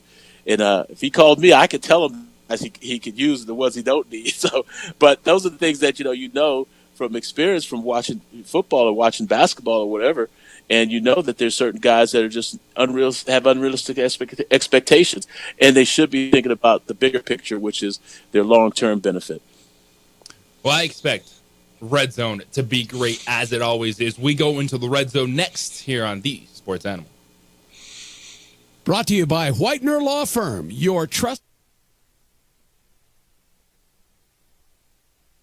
We would like to thank the following sponsors for making this broadcast possible.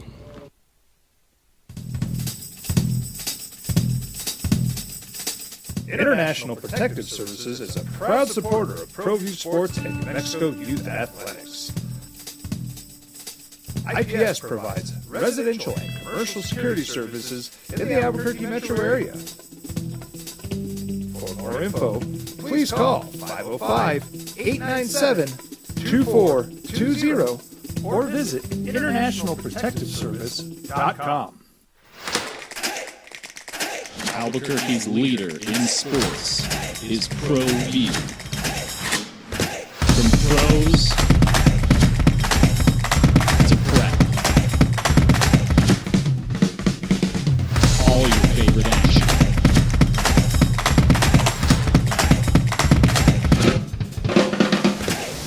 All your favorite talk shows.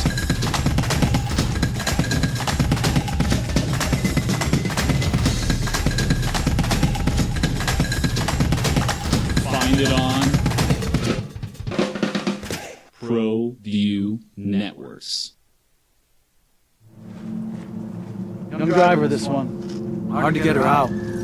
She'd been drinking. This one. Both of them gone. They'd been drinking, and he drove clear off the road. This was my family.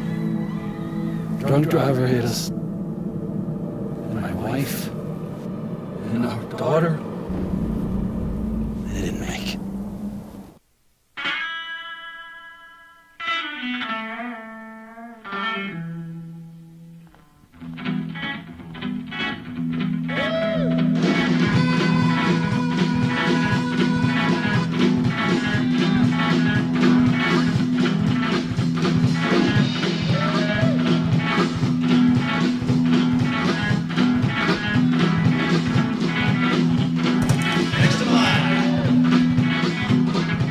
Rudy's is a proud supporter of ProView Networks.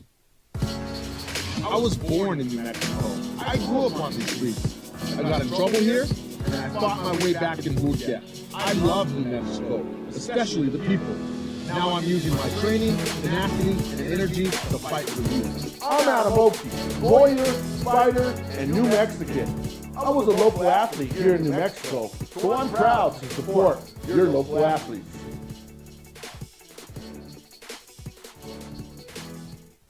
Don't sacrifice quality and flavor when you're in a hurry.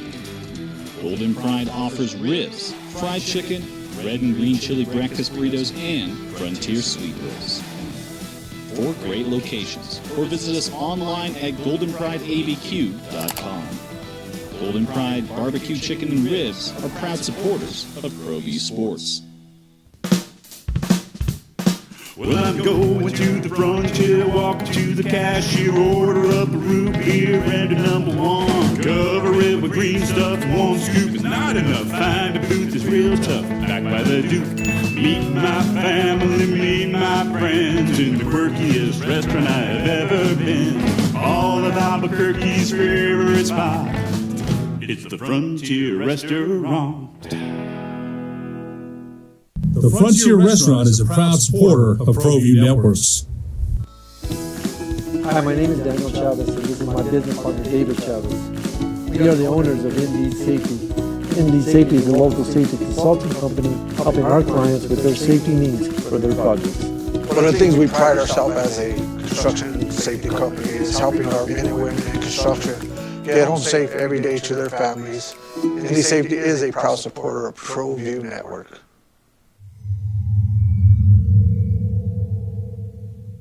Teenagers love a party, especially during prom and graduation season. Often, alcohol is involved. Some parents think that hosting a party with alcohol in their home will keep the kids safe, but it's wrong and it's illegal. As a parent, to allow your teenagers' underage friends to consume alcohol on your property is a felony. Parents who host lose the most. Don't be a party to teenage drinking. This is a program of the Drug Free Action Alliance. For more information, go to burnco.gov/do-not-host.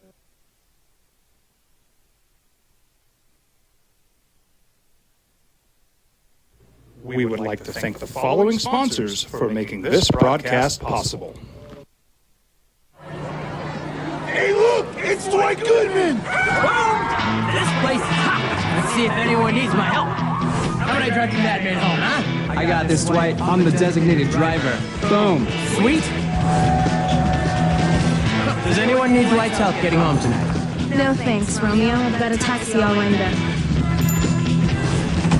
Drive safe, Dwight.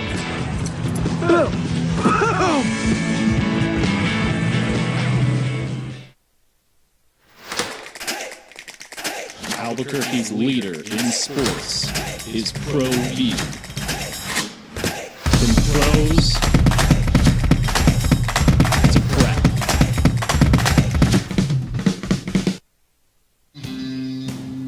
Heading into week 15 of the NFL season, it's takeaway time from week 14. OD here on 95.9 FM, AM 610, The Sports Animal. Your JJ Buck, our quarterback, former Lobo quarterback, NFL coach Ned James at DC, and it is time to go into the red zone. How much you want to make a bet I can throw a football over the mountains? Are you crazy? I'm saying you're a football player. Oh, yeah. I'm gonna Tom Brady this thing. You're in the red zone with Jeff Symbieta and JJ Buck. Let's go, baby! It's first and goal. Well, as we saw last night, it was absolutely wild. We got 2 upsets, and the playoff race pretty much feels wide open in both the AFC and NFC. So let's see where we are now that Week 14 is complete. So I'm going to ask you guys, what did we learn about the teams last night? Ned, if you would, Giants and Titans, JJ, Dolphins and Packers. Well, for me, with the Giants and the Titans, I was really surprised at how tough I thought Tennessee played. I thought they had lost that toughness.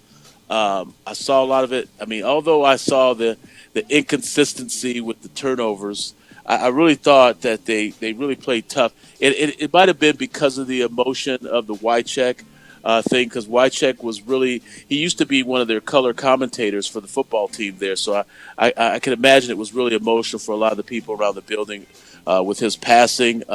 With the Giants, I've always liked Brian Daboll. I think Daboll's a great coach. I think he handled the DeVito situation extremely well. And I thought, also that it was an emotional night there as well in New York with the whole Italiano and the DeVito family, the Tommy DeVito family, and just the fact that everybody in the city's rooting for this young man. I thought they did a really good job with controlling that and having him play as poised as he was in that last 2-minute drive. I just thought was excellent. What did we learn about the Green Bay Packers? They are who we thought they were. And they're a team that's why that they missed opportunities, and they've done that throughout the season. They had a chance at you're going to play tight games, but you scored the go-ahead touchdown. Then your defense needs to go out there and not allow Tommy DeVito to drive his team into field goal range. That is why the Packers are 6-7. That is why the Green Bay Packers are fighting for the NFC wildcard spot because of games like that. And for the Miami Dolphins, it's a reminder of some of the things that we say. I know we've compared them a lot to the Dallas Cowboys. I would even say traces of the San Francisco conversation. Everything has to be perfect. It sure felt like last night that this team needs to learn how to deal with adversity because Tyreek Hill is not on the football field. Yes, he's the most explosive player. Yes, he is the focal point of your offense. But what's your plan B? What is your plan to generate an offense when Tyreek Hill is not on the field if he were to miss significant time? They got a firsthand look at that last night. And also closing games. You're hurt. Your offensive line is missing 4 starters. Your defense is missing pieces. You're up 14 with 3 minutes to go. You got to find a way to close that game. So I think with the Miami Dolphins, it's a lot of that, hey, that's a shiny toy, but is it a durable toy? 2nd and goal. All right. What did you guys learn about the quarterbacks last night? JJ, you take Love and Tua. Ned takes Will Levis and the Tommy DeVito. I think for me with Tua is he's got to be more confident in himself because Tua, Tyreek, that combination is deadly.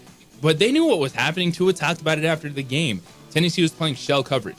That means they're taking away everything deep. Okay, well, you have Mike McDaniel. You guys are supposed to be offensive whizzes and figuring things out. Where's Jalen Waddle? Where's the run game? Where's using more play action off the run game? So I was a little frustrated with Tua not being able to pick it up when Tyreek Hill went out. And then also for Jordan Love, I'm continuing to buy into the fact that Jordan Love is going to be the starting quarterback for the Green Bay Packers. He had a bad interception, did not see the safety in that game when it was one high coverage, threw it up there, safety picks it off, but he leads another drive in the fourth quarter, and he's done that multiple times this season with fourth quarter drives. So I have more confidence in Jordan Love being able to be the starting quarterback next year. With me, with Will Levis, I have to admit I was surprised. I thought he was better than I thought he would be. I mean, this is really the first time I've really watched him really close, and I thought, I thought the emotional stuff with him was a little bit over the top, but I can understand it. It was really one of those, kind of games where, I could see where, they could be a little emotional. But he's really super athletic. I really was impressed with the fact that how athletic he really is, running around. And so that's one thing that I think I'm gonna keep an eye on with him. Kind of reminds me of the old San Francisco quarterback Garcia that used to run around a little bit for the 49ers. And with Tommy DeVito, just the fact that he was so composed late in the game, I think that's a tribute to him as well as Brian Daboll. I think that Daboll's an excellent offensive coordinator, and I thought he really had a good plan for this young man. I think that 2-minute drill at the end of the game really showed how poised DeVito could be, and just the fact that he's got all of New York cheering for him, and to be composed in that 2-minute setting, I really was impressed with. 3rd and goal. All right, so this is one of my favorite exercises. I'm going to ask you first, Ned, then JJ, then both of you. Who would you rather be? Let's start with Ned. Who would you rather be, the Bills or the Dolphins? Probably the Dolphins. JJ knows I'm a big fan of Vic Fangio. I think, defense is how you win a lot of games. Special teams, how you win championships. I'm pretty confident they'll turn this around in Miami after that, really a deflating loss on Monday night. But it would have to be the Miami Dolphins. The Bills have the better players, I think, but I just like, the Tyreek Hill combination of Vic Fangio and Tyreek. And I just think Tua will come around. It's just one of those things. I just think they had an off night. And but even though those players are really good up in Buffalo, I'm going to have to go with the Miami Dolphins. All right, JJ, who would you rather be, the Colts or the Steelers? You give me this one, I'm like, what are we doing? And then you look, well, this week, Pittsburgh at Indianapolis, the Saturday afternoon game, huge in the AFC playoff race. I would rather be the Indianapolis Colts because I like their schedule the rest of the way. Because the Pittsburgh Steelers have the Bengals, and then they're at Seattle and at Baltimore to end the season. Whereas the Indianapolis Colts get a trip to Atlanta, they play the Las Vegas Raiders, and they play the Houston Texans. And I think if you're looking at, all right, whoever wins this game, getting one more after the fact, I think that could be the Colts looking at that Raiders game as opposed to the Steelers trying to figure out how to beat Cincinnati, Seattle on the road, or the Ravens. I like that. All right, so now I'm going to ask both of you. Would you rather be the Falcons, the Bucks, or the Saints? You know who I'm going with? I'm going with Baker Mayfield and the Tampa Bay Buccaneers because the Atlanta Falcons, there is no way they should have lost that game in Tampa Bay. They had over 400 yards of total offense. Desmond Ridder was playing out of his mind. Maybe the best game he has played this entire season. And all they did was let Baker Mayfield drive down the field, score the go-ahead touchdown with 36 seconds left because Baker Mayfield finds a way. I want to be the Tampa Bay Buccaneers.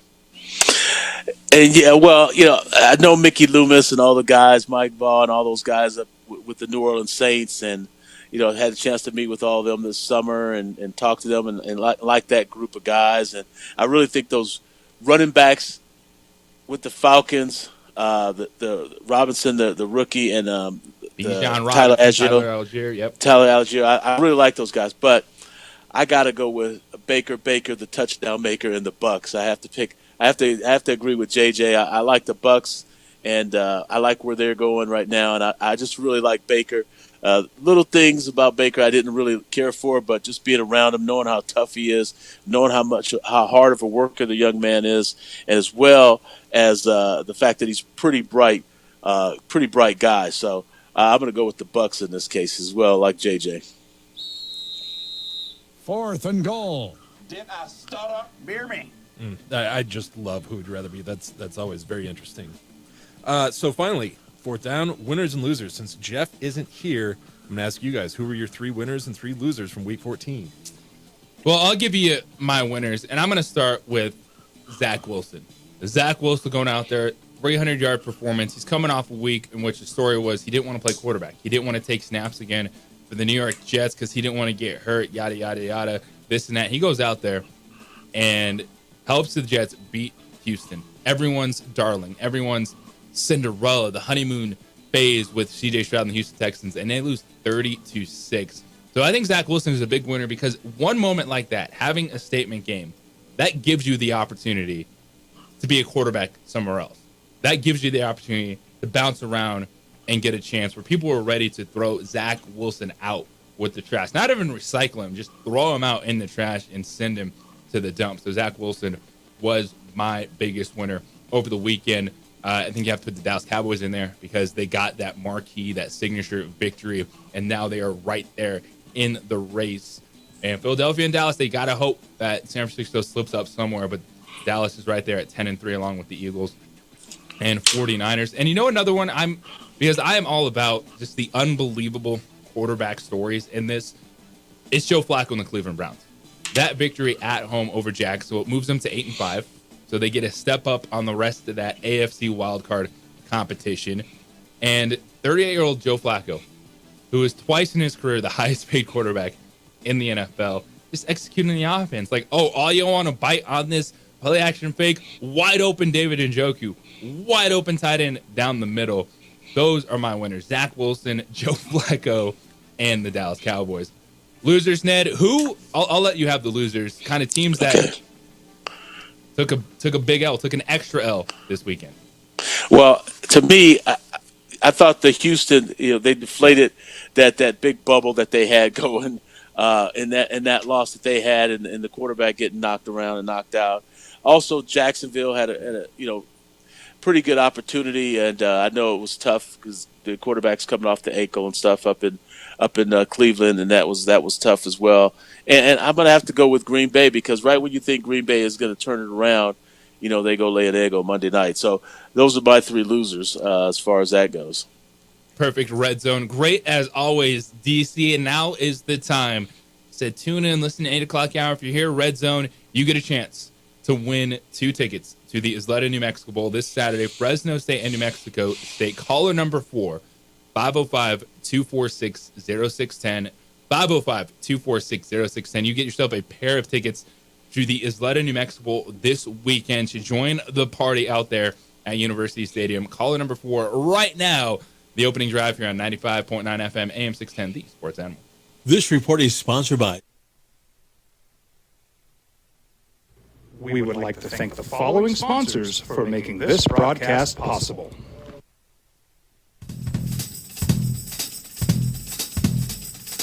International Protective Services is a proud supporter of ProView Sports and New Mexico Youth Athletics. IPS provides residential and commercial security services in the Albuquerque metro area. For more info, please call 505-897-2420 or visit internationalprotectiveservice.com. Albuquerque's leader in sports is ProView. From pros to prep, all your favorite action.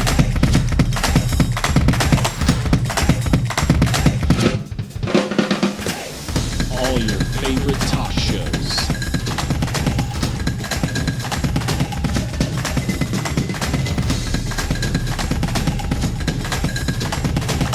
Find it on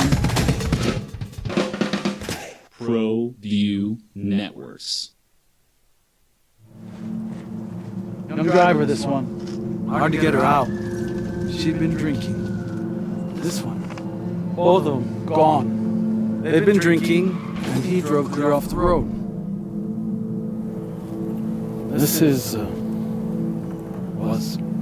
my family. Drunk driver hit us. And my wife and our daughter, they didn't make it.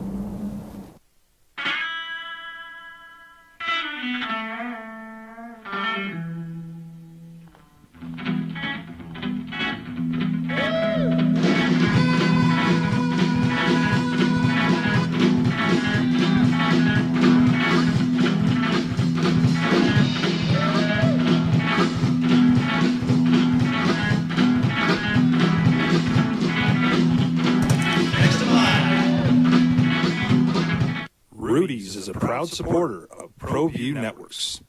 I was born in New Mexico. I grew up on these streets. I got in trouble here, and I fought my way back in boot camp. I love New Mexico, especially the people. Now I'm using my training, tenacity, and energy to fight for you. I'm Adam Oki, lawyer, fighter, and New Mexican.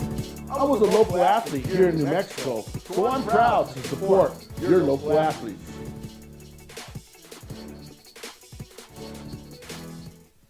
Don't sacrifice quality and flavor when you're in a hurry. Golden Pride offers ribs, fried chicken, red and green chili breakfast burritos, and Frontier sweet rolls. 4 great locations, or visit us online at goldenprideabq.com.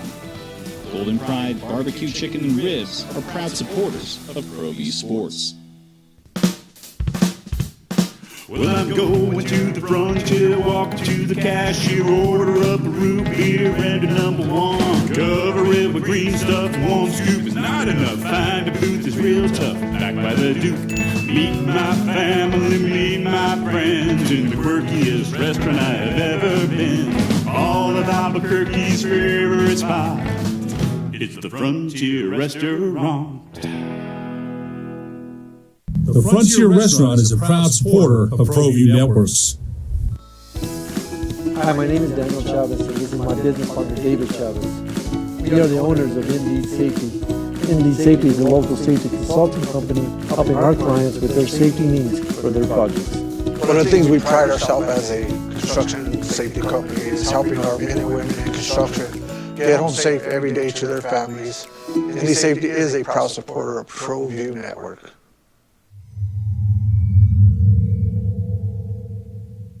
Teenagers love a party, especially during prom and graduation season.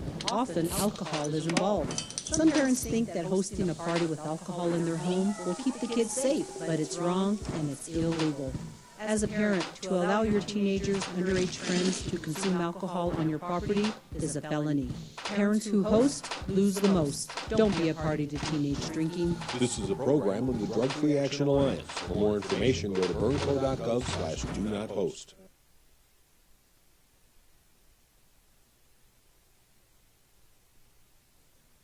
We would like to thank the following sponsors for making this broadcast possible. Hey, look! It's Dwight Goodman! Boom! This place is hot. Let's see if anyone needs my help. How would I drive you madman home, huh? I got this, Dwight. I'm the designated driver. Boom. Sweet. Does anyone need Dwight's help getting home tonight? No thanks, Romeo. I've got a taxi all lined up. Drive safe, Dwight.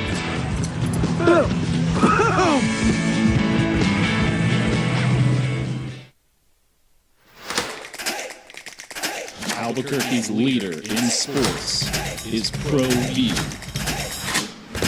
From pros to prep. All your favorite action.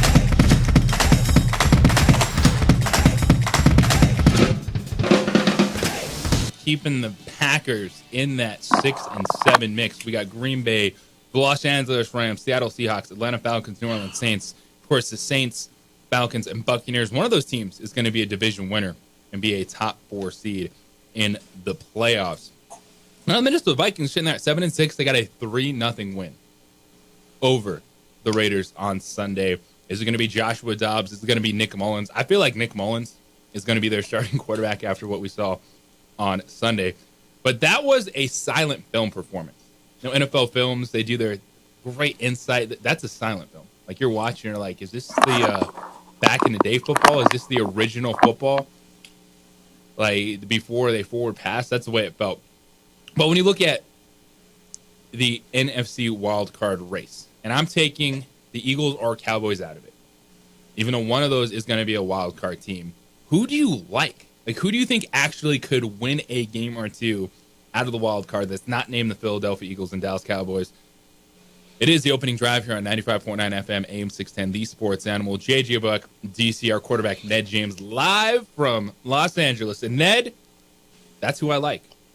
I like the Los Angeles Rams. I think that if they get into the playoffs, they could be a team that causes a lot of trouble. Why? They have the best quarterback of that group in Matthew Stafford.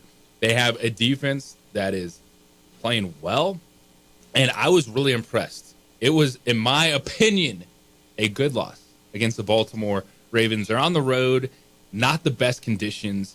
Matthew Stafford still making throws. You saw Puka Nacua. You saw Cooper Kupp big time. They have a running game now with Kieran Williams. They drove down the field, tied that game, now gave up the punt return in overtime. But of the NFC wildcard teams that could do damage, I think that the Los Angeles Rams would have my vote. They do have my vote that if they get in, they could win a game or two. I always look at defense. You pick them over the Seattle Seahawks. Yes, they did. Okay, and that's going to be defense is Seattle playing. Yeah, but that's my issue here. Now, you like the Rams defense over the Seattle Seahawks defense? Because if you do, then they're the odds-on favorite. They're the top of the cream of the cake. We're talking or whatever. about 6 and 7 football teams here too. Yeah, but at the same time, those two teams are going to have to play better defense. They're okay offensively, somewhat. Both teams are just okay. But I still think it goes back to who's going to play better defense in the wild card game on the road. You see the Rams as being that team. I don't know. I don't know. I haven't really thought about it. I haven't really thought about these NFC teams. They're kind of throwing me off. Detroit's really throwing me off because I knew from the beginning the defense was going to struggle, and they're on the struggle bus right now. But it'll be interesting to see if the Rams do, hold that in, because you're right. The quarterback is really good. I like Stafford. He has been playing good all year, but at the same time, boy, I got to see something out of this defense. They got Aaron Donald. They got Aaron Donald, though. Yeah. So, and here's the thing: when you look at these other teams, and we know it's clear, it's San Francisco, ... Dallas, ... Philadelphia there, and then a Grand Canyon gap. So, talking about contenders in the NFC. So they have holes. So if you're saying, all right, what could overcome issues? What could help you overcome deficit? I'll at least take Matthew Stafford. I think that offense is good enough to win a game in the playoffs. So we shall see. Coming back on the other side, Kenny Thomas is live. It's a brand new segment that we have coming at you twice a week on the opening drive. Kicking it with KT. We're talking hoops, scoops, alley-oops, Lobos, NBA, everything when it comes to the hardwood. Kenny Thomas next here on The Sports Animal.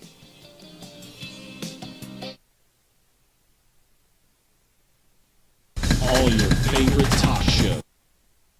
We would like to thank the following sponsors for making this broadcast possible. Hey, look! It's Dwight Goodman! Boom! This place is hot. Let's see if anyone needs my help. How would I drive you madman home, huh? I got this, Dwight. I'm the designated driver. Boom. Sweet. Does anyone need Dwight's help getting home tonight? No thanks, Romeo. I've got a taxi all lined up. Drive safe, Dwight.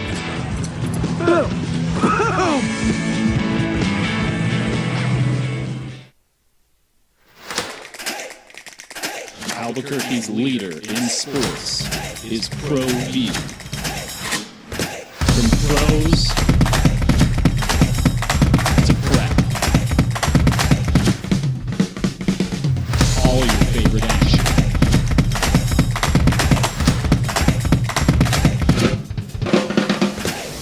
All your favorite talk shows.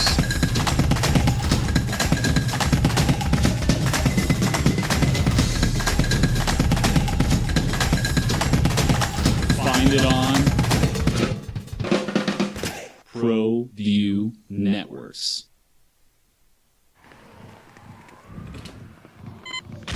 These are more than just the sounds of a safe place to go after school. These are the sounds of interest being ignited and of mentors making an impact.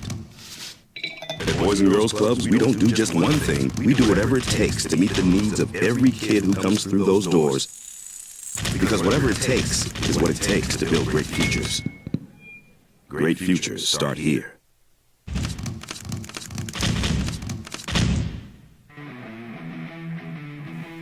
Rosendo Nahad here, president of Carpenters Local 1319. Juan Junior Gonzalez, warden of Local 1319. Some people have a misconception about what a carpenter does. The carpentry trade entails more than just woodworking or building houses. We are responsible for 85% of a construction job site. Everything from the superintendent on down. We have a great apprenticeship program. The information can be found on our website.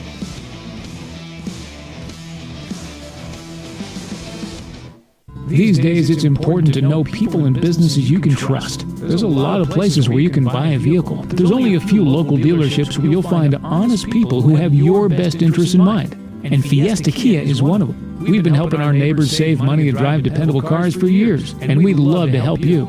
With new Kias arriving daily, you'll love our selection and the peace of mind you'll get driving a Kia from Fiesta. So stop by and see us today at Fiesta Kia on Lomas, or just start driving now at fiestakia.com. For 50 years, Clark's Pet Emporium has been your pet's favorite stop. Hi, I'm Michael Azera, midfielder for New Mexico United. Clark's support for United is an example of their commitment to local partnerships. Clarks understands that paying it forward develops a better team and ultimately better community partner. When you need pet food and supplies, Clarks is always the best shot. Locally owned and operated with 2 convenient locations. Go United! ClarksPets.com.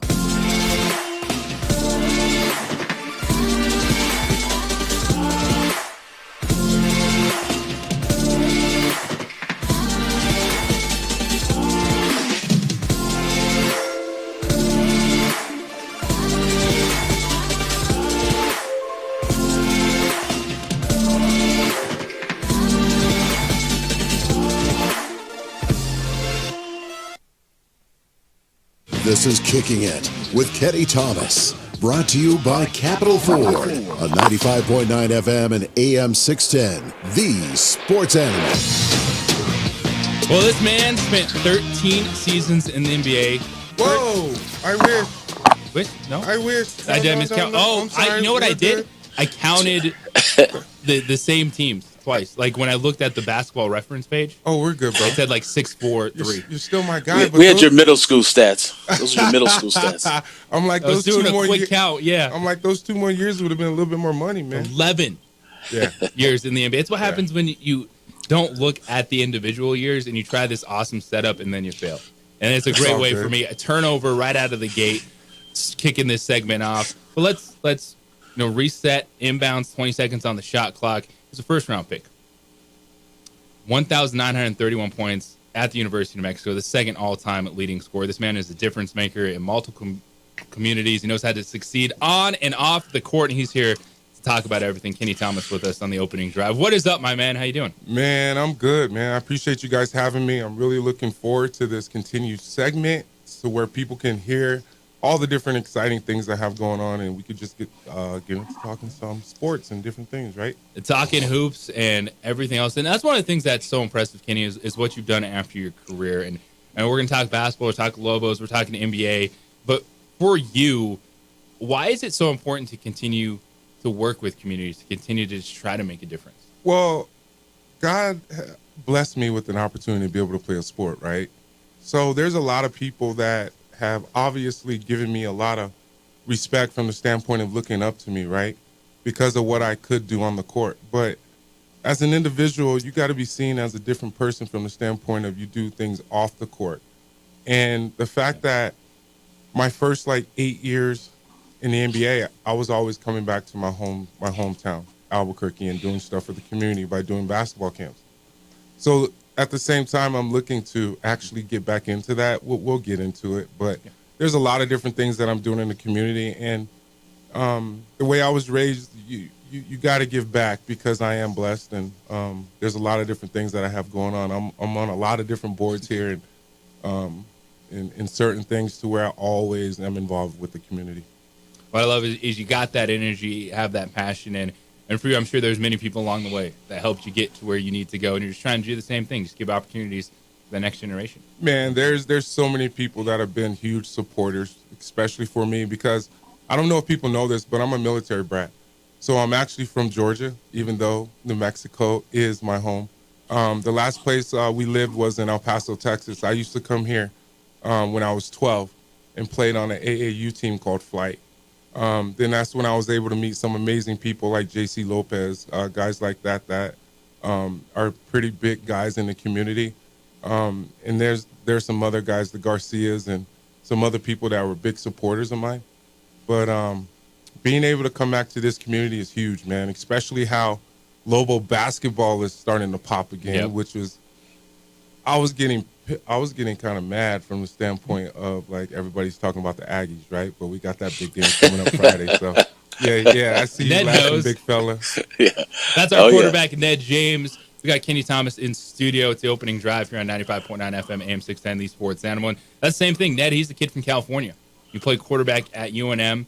He's back in LA right now, but he's back in Albuquerque himself. And it's just something that when you commit to play at a university, you build just a different bond with that community.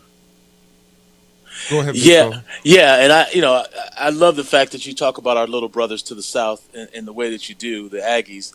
The fact that they achieved a little bit of success, so they're coming up and playing in our stadium in the bowl game, and we'll get to, we'll talk about that some other time. But it's just great that I'm able to get back in the community. I just love seeing, a black man come back after, the illustrious career that you did have at the University of New Mexico. You bring up a name that's familiar with a lot of us that are alumni, is J.C. Lopez. What a great guy. Just always, all about UNM athletics and helping, former student athletes and student athletes while we were here. I mean, J.C. Lopez goes back to when I played 100 years ago, played football there.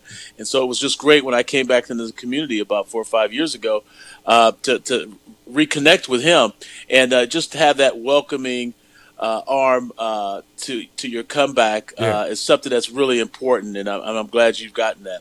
Yeah, he's right here in studio, actually. Is he? Yeah. What's He's up, right over JC? here in the corner. I thought you were out here this morning, man. I thought you were here. Come over here. You can sit right there if you want Oh, to be on the mic. Yeah, what's up, man? No, I'm here helping my pops, man. My dad's, he's getting up there in age, so it's my shift. I switch off with my sister, so I mean, it's I like to spend a month or so with him here and just help him as he's getting up there in age, and he's still a young, spry buck at 85, but Nice. he needs our assistance sometimes, so I'm here to do that. Awesome. It was good to always hear your voice. It's good the last couple of days you've been on here, so it's nice. Yeah, it's great, and that's what you said. It's a community. It's the alumni and former Lobos and the connection that you guys have. And you mentioned it, Kenny. The buzz is back in the pit, and we watched last year this team show. All right, that ceiling is back. The non-conference, they were undefeated. Conference play was different. I think that this year's team, they're built to handle the second half of the season better. They're built to be ready to play in March because of the defense and the additions of Nelly Jr. Joseph, JT Toppin inside. But from your perspective, what are you seeing with this year's Lobo basketball team? Well, it's a different team, obviously, but they have some familiar faces. There was a couple guys that left. Obviously, this wasn't the right situation for them. It happens. That's where the portal comes in, which is something that's huge for this generation because when I played, that wasn't around, obviously, because there was guys that just got stuck in a situation to where they weren't playing. I feel like Dent, coming from California and being a top recruit from California, last year he felt like he probably should have got more minutes, right? But I think it was a different situation because House was at the point. But I like the fact of how Dent and House are playing together right now because House doesn't always have to be on the ball. And then the fact that you got Mashburn in a situation to where he's hurt right now. He's missed the last few games, but he's a big, huge part of the core of how the guard play happens, right? Because he's a great mid-range shooter. I would love to see him knock down more mid-range shots because he reminded me of his father, the way he plays, because I guarded his father in the NBA, Jamal Mashburn Sr., right? But the energy of what they have now with JT is huge because he's a guy that's coming in and bringing a huge impact, especially being a freshman. And he's already averaging double-doubles in points right now. So he's around that 7 to 8 rebounds. We got to get that up a little bit, but I love the energy and the excitement. Yeah, I really like just the dynamic, too, of what you mentioned. JT Toppin, he's averaging 12.7 boards. And Nelly Jr. Joseph, is you got the experience, the guy who's played a lot of college basketball at center. JT Toppin coming in, and I think that allows a young guy to play a little bit more free when you have that veteran presence on the roster. Yeah, I mean, coming from high school to college, it's just different. You could be 18 coming in to college, but you could be playing against a 23, 24-year-old, which is basically a grown man, and you're still developing. I just feel like the core of the nucleus of what the Lobos have right now is solid. I feel like they need to get up and down the court like they are, but attack the basket a little bit more rather than knocking down a three, right? That's that old school knowledge that I have, especially being 46, and how the game has totally changed to where it's a totally different situation because I feel like guys like Steph Curry have came in and changed the game to where everybody wants to shoot at half court. I'm like, it's still 3 points. What happens to getting a layup and getting yourself going type thing? Yeah, you're speaking my language, Kenny. JJ knows I'm a big man lover when it comes to basketball. I'm a football meathead, but at the same time, I think it's a big man's world, and playing on the block and playing in the post is where I think the game is won and lost. And I was a big Morris Udeze fan offensively. I know that the Nelly Jr. Joseph gives him something defensively that Udeze probably didn't get him. But tell me how, in your opinion, they're going to get, because when you get down to the nuts and bolts of it, when you start getting into conference play and start getting into conference play, tournament play and NCAA tournament play, you're going to have some post bodies. How do you see this team progressing? I know they have the space and pace deal going, but how do you see this team progressing when it comes to guys down on the block and playing in the post? I think as far as the Lobos, they've never really had inside presence to a certain extent, to where it's been exploited to where it's a benefit for the Lobos, right? I feel like I see those guys posting up and the guards are trying to find them, but sometimes it just doesn't happen. I feel like the way the Lobos play, they get up and down. I feel like the big man should probably set some more pick and rolls because it's more fast paced, and then you got to try and take advantage of mismatches. But I love the energy. The fact that JT brings a totally different presence. I know I said this before, but his presence and the hustle, that's huge because that brings that energy that's needed, especially when other teams are going on a run or if the Lobos are not able to knock down a shot. And you look at this team, too, and one of the things that impresses me is Kenny Thomas is in studio. It's opening drive here on the Sports Animal. Is at least now you're 9-1, you're feeling good, you're rolling, but it feels like players are embracing their role this season. Like someone like Isaac Mushila, who he played 4 years of basketball at Texas A&M Coastal. Well, he comes over here now. He's coming off the bench, but he's a guy you listen to him talk and said, "Hey, I'm just going to defend and rebound." A true Washington, another freshman, comes off the bench and he's like, "All right, I'll score, play my role." It feels like those guys are locked into being the best with what they're asked to do right now. Yeah, I mean, it's one of those things like if you're playing high school, college, or pro, you have to find a way to fit in. And you fit in by doing what is being told of you to do. Then it comes the time you get more time, you get more time, you get more time. It's the same thing in the NBA. Like, I didn't play my first 45 games, 50 games, but I had Charles Barkley and Hakeem Olajuwon, right? And I was the 22nd pick in the first round. I'm thinking I'm going to play, but at the same time, I'm just happy to just be in the NBA. And then after that, I was a starter for like 8-9 years of my 11 years. So everybody gets an opportunity. It just might not be right now, but when you do get that opportunity, you have to be ready. That shows the coach you're ready at any given time, and it's setting you up if you do have an opportunity to play professional ball.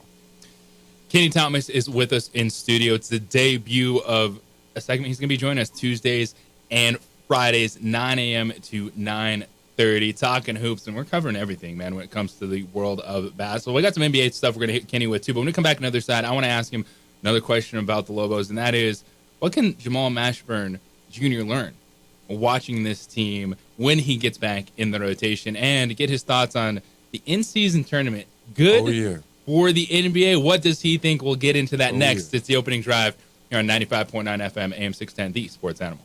Telling it like it is. We would like to thank the following sponsors for making this broadcast possible.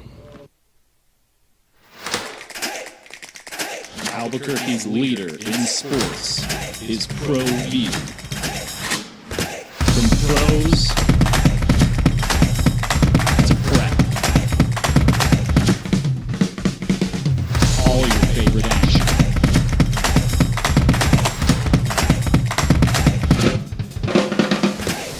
All your favorite talk shows.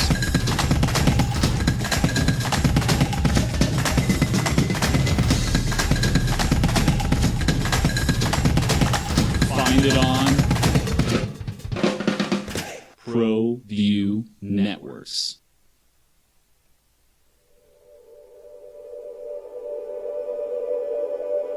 We aren't all born with the same opportunities. But it's the people who care that change everything. Get ready, Sprout, get ready! My coach, my teacher, my older sisters, my grandma, my brother, my tutor, my dad, my mom. As Mexicans, it's up to all of us to do our part. So that no child goes without love. And no family has to do it all on their own. They're all our children. Every single person is called to make a difference in the life of a child. It's up to all of us to do our part. To pull together. Pull together. Pull together. To make New Mexico the best place to be a kid.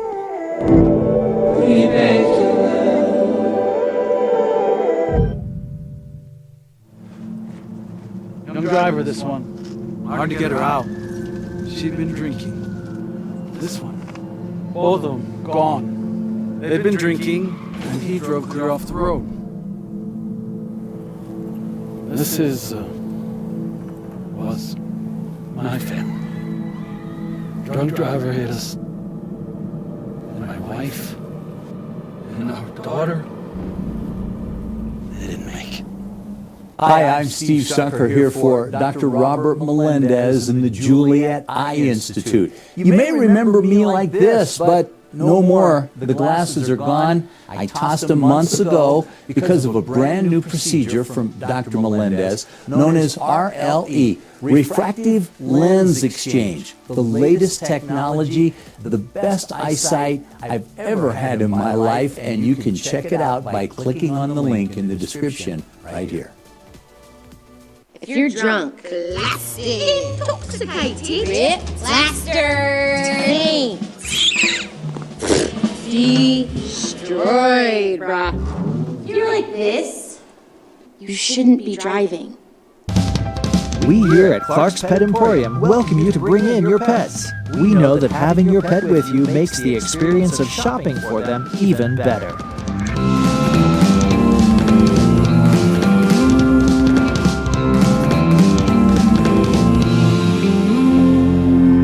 And we welcome you to bring your kids also. Clark's Pet Emporium, your pet's second best friend.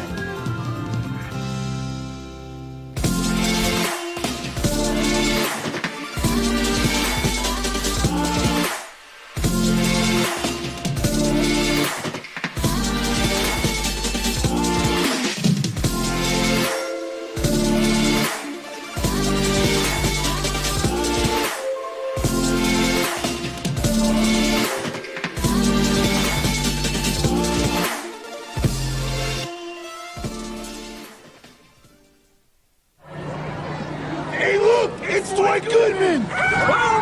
This place is hot! Let's see if anyone needs my help. How would I drive you madman home, huh? I got this, Dwight. I'm the designated driver.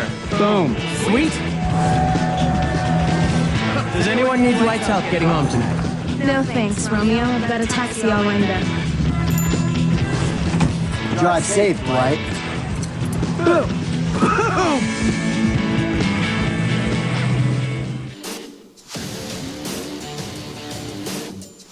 It's a debut Tuesday, kicking it with KT, Kenny Thomas, the Lobo legend, the NBA veteran, dropping his knowledge on everything. It could be basketball, it could be life, whatever. KT is here hanging out with us. He's going to do this twice a week, 9 to 9:30, Tuesdays and Fridays. The opening drive here on 95.9 FM, AM 610, The Sports Animal. JJ Buck, our quarterback Ned James with us as well.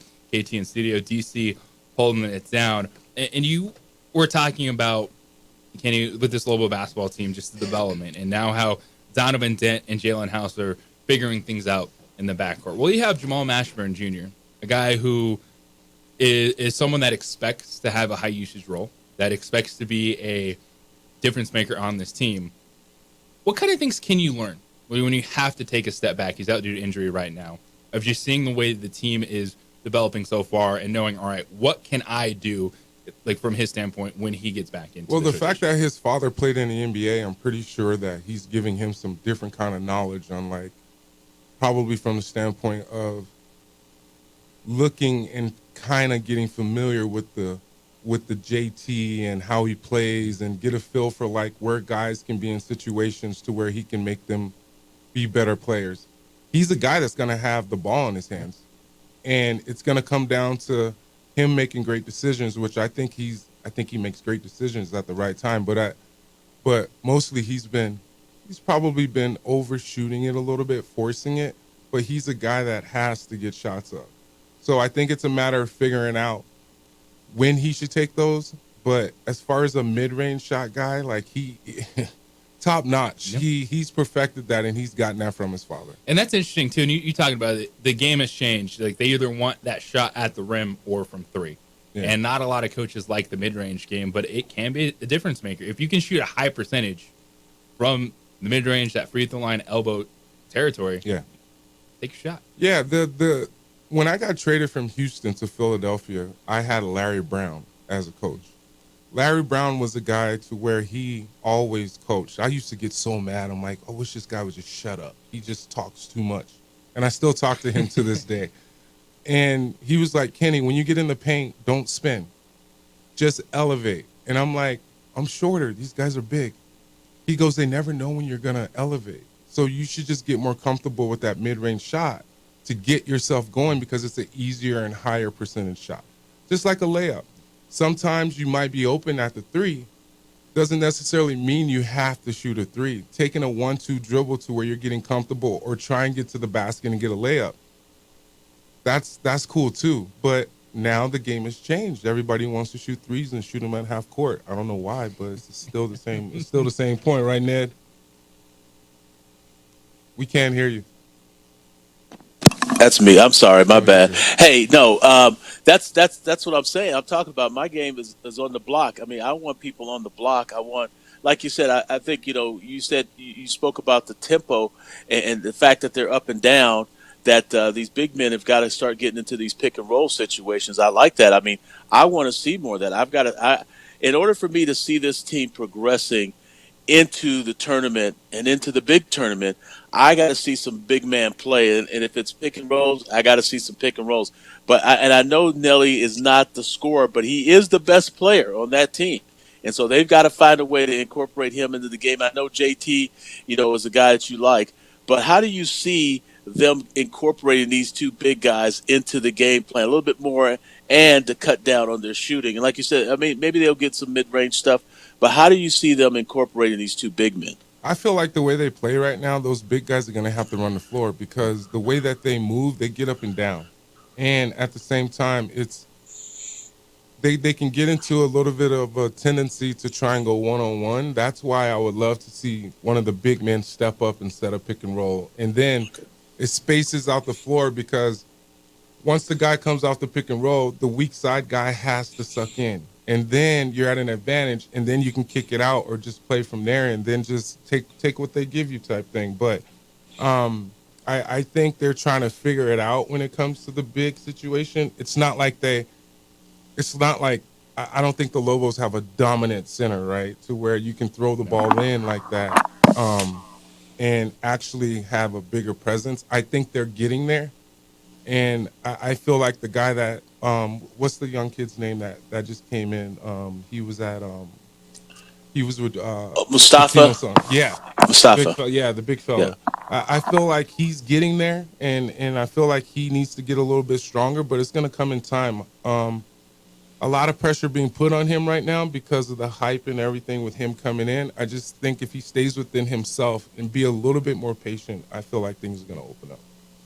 That's Kenny Thomas joining us in studio. And speaking of tournaments, the NBA had the in-season tournament this year. We're talking an 82-game regular season. So they're like, all right, how can we get some hype? How can we get some spark November, December? What did you think about what we saw with the NBA in-season? It was amazing because here we are in, November, December, seeing, playoff basketball. It's bragging rights. Obviously, a little bit more incentive with a little bit of more money. I think each player got like $500,000 if they won. I think they added the coaching staff to where the coaching staff would get the same amount of money as well, which is huge because man, that is great. As a group, the energy was there, and the fact that Tyrese Halliburton got traded from the Kings, right? And I was working for NBC, and everybody was like, no, maybe she got rid of Fox, but thank God the Kings did not get rid of Fox. But Tyrese is having a great year. And the fact that he uplifted the Pacers to get to where they are, and I don't think they lost in the in-season tournament until they lost to the Lakers. And then with the Lakers, man, there's been some ups and downs, but the Lakers are the Lakers.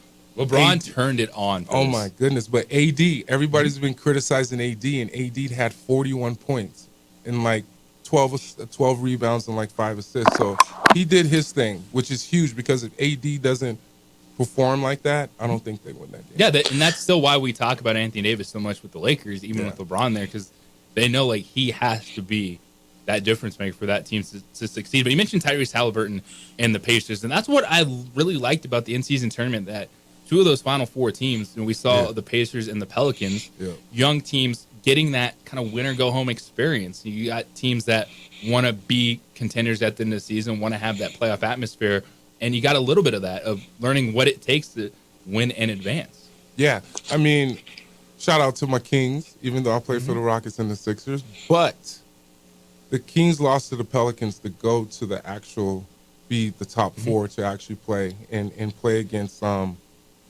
squad that I felt like the Kings should have been there. But it didn't go that way for them this year. Mike Brown, great guy, doing a great job, coach of the year. I feel like he's backing that up.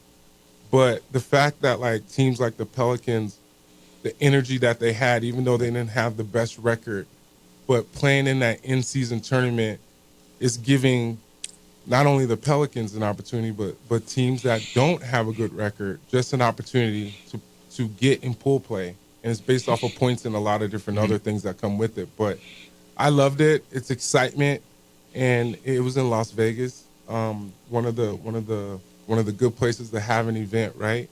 And then at the same time, I feel like the NBA might be shifting towards Vegas because they're doing a lot of different things there, right? So stay tuned for so many other things coming, and especially with the NBA's probably about to go overseas too now even more.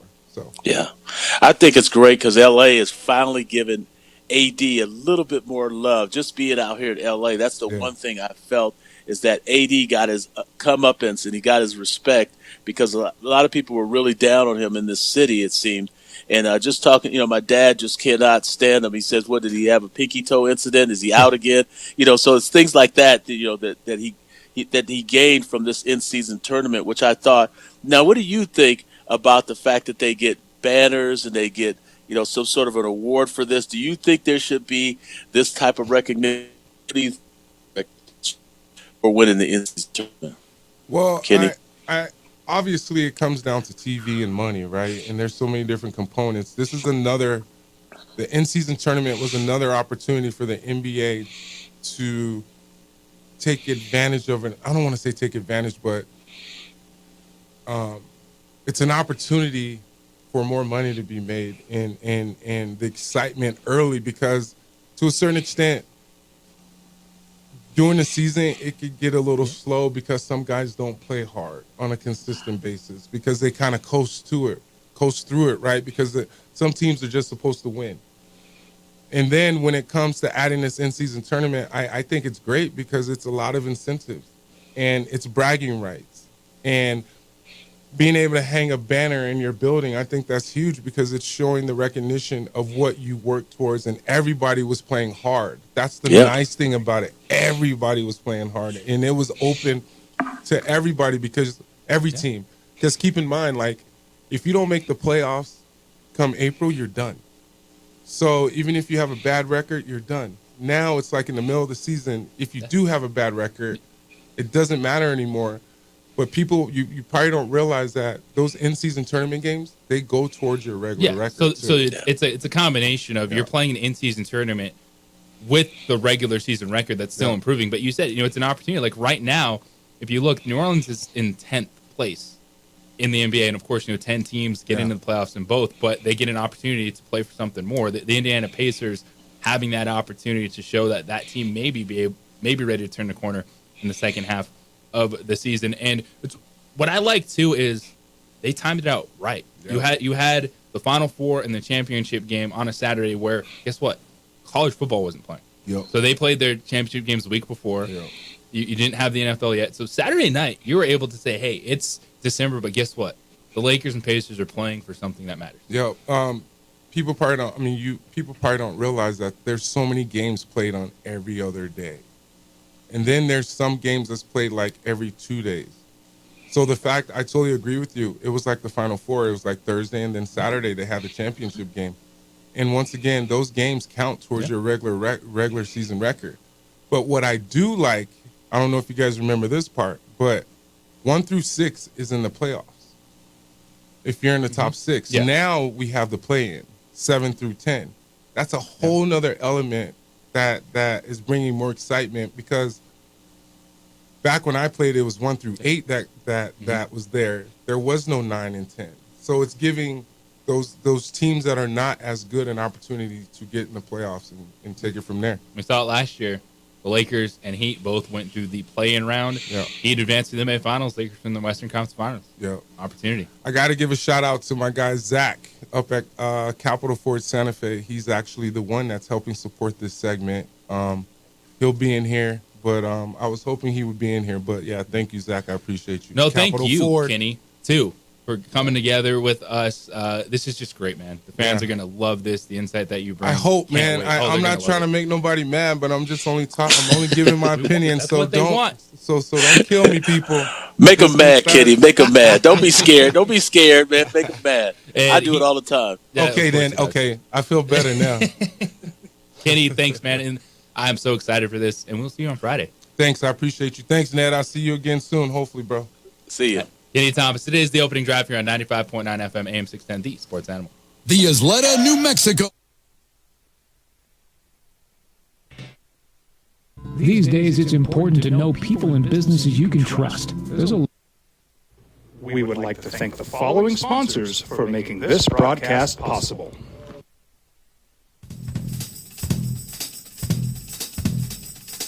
International Protective Services is a proud supporter of ProView Sports and New Mexico Youth Athletics. IPS provides residential and commercial security services in the Albuquerque metro area. For more info, please call 505-897-2420 or visit internationalprotectiveservice.com. Hi, I'm Steve Sunker here for Dr. Robert Melendez and the Juliet Eye Institute. You may remember me like this, but no more. The glasses are gone. I tossed them months ago because of a brand new procedure from Dr. Melendez known as RLE, Refractive Lens Exchange. The latest technology, the best eyesight I've ever had in my life, and you can check it out by clicking on the link in the description right here. Hi, my name is Daniel Chavez, and this is my business partner, David Chavez. We are the owners of Indeed Safety.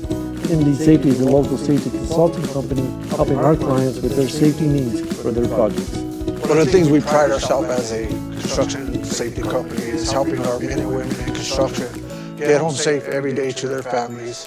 Indeed Safety is a proud supporter of ProView Network.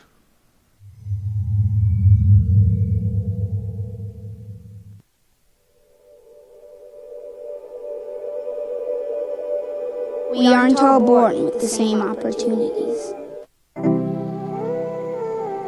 But it's the people who care that change everything. You ready, Sprout? You ready? My coach, my teacher, my older sisters, my grandma, my brother, my tutor, my dad, my mom. As Mexicans, it's up to all of us to do our part. So that no child goes without love. And no family has to do it all on their own. They're all our children. Every single person is called to make a difference in the life of a child. It's up to all of us to do our part. To pull together. Pull together. Pull together. To make New Mexico the best place to be a kid.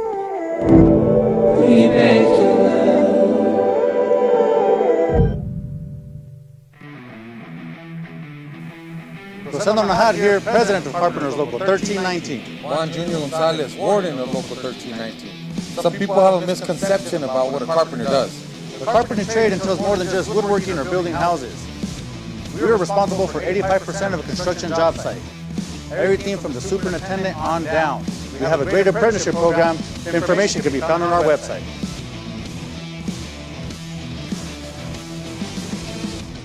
If you're drunk, blasted, intoxicated, ripped, plastered,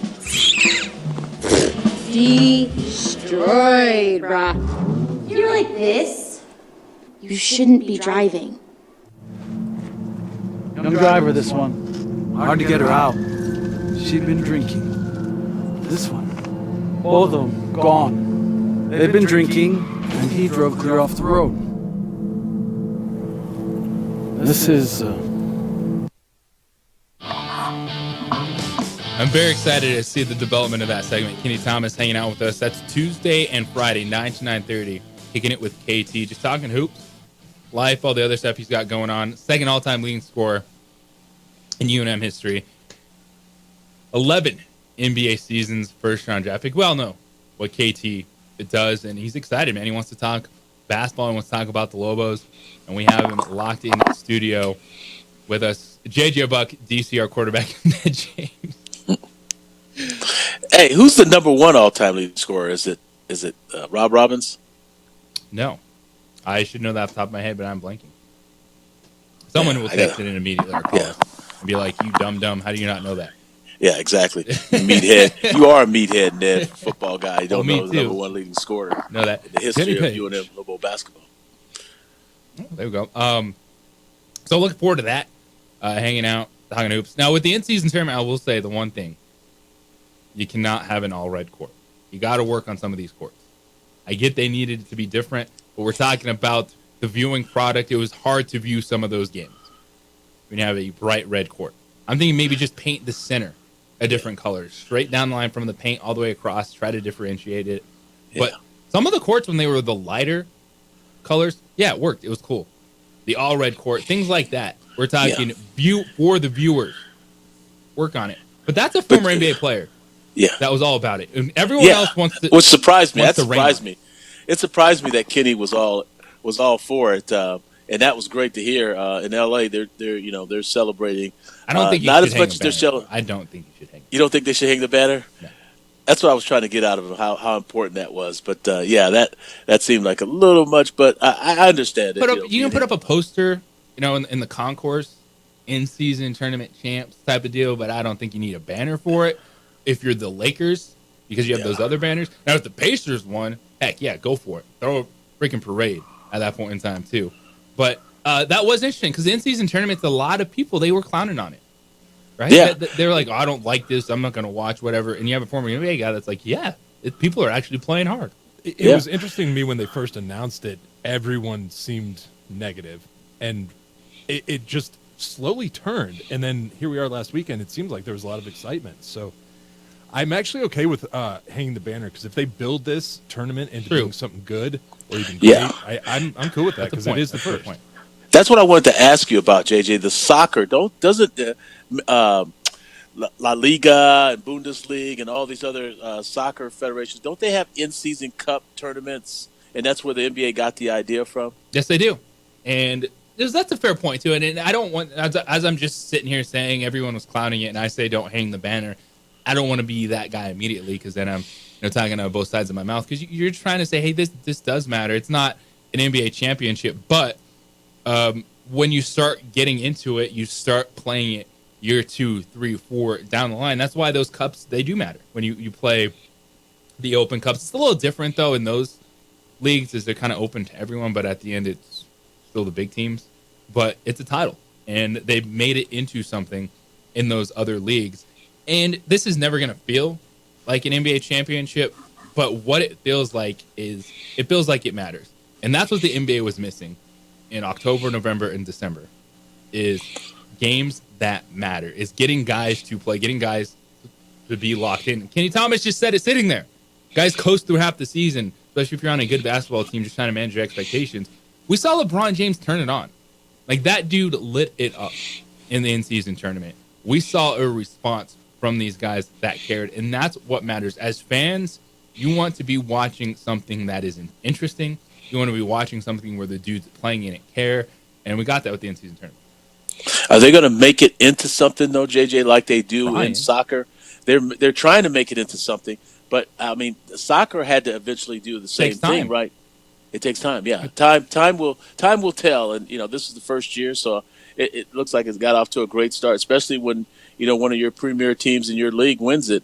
I think that kind of sets the tone and sets the tenor for what it's going to be like, what it could be like in the future, and other teams striving to win that cup or that banner or that $500,000 that you get for every player. Well, the $500,000 is good, but creating another incentive, I think, is what puts it over the top. And I've thought about this a lot.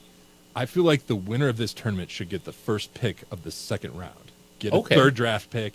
It's not a first rounder, but it is the first of the second.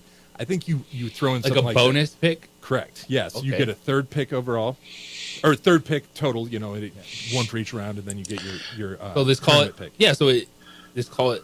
I actually love that. I love that idea. So you're not necessarily, it's first pick of the second round, your bonus pick, in-season tournament title pick, because it's really hard to say, hey, you win the in-season tournament, you're guaranteed a playoff spot. Well, what if the Pistons win? You know what I mean? Yeah. And they win like 10 games overall. That is a really good idea, because it's not just the incentives for the players. Like, the franchise actually gets something. There's a benefit there as a fan of, we get a chance to bring in a new player to the team.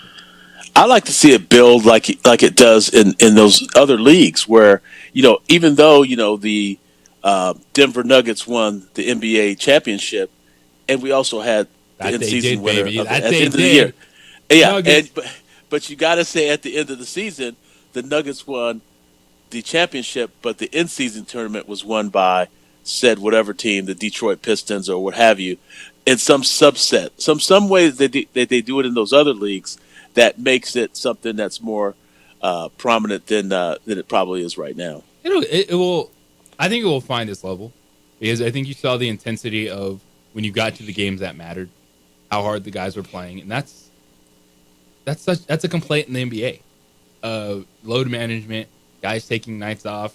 How are you going to play meaningful games at this point in the season? And I will say, I understand the NFL and college football exist. That doesn't mean that nothing else should exist over this time. So it's about finding ways to have your moment. And they absolutely did have the moment. The timing of the in-season tournament finale was perfect.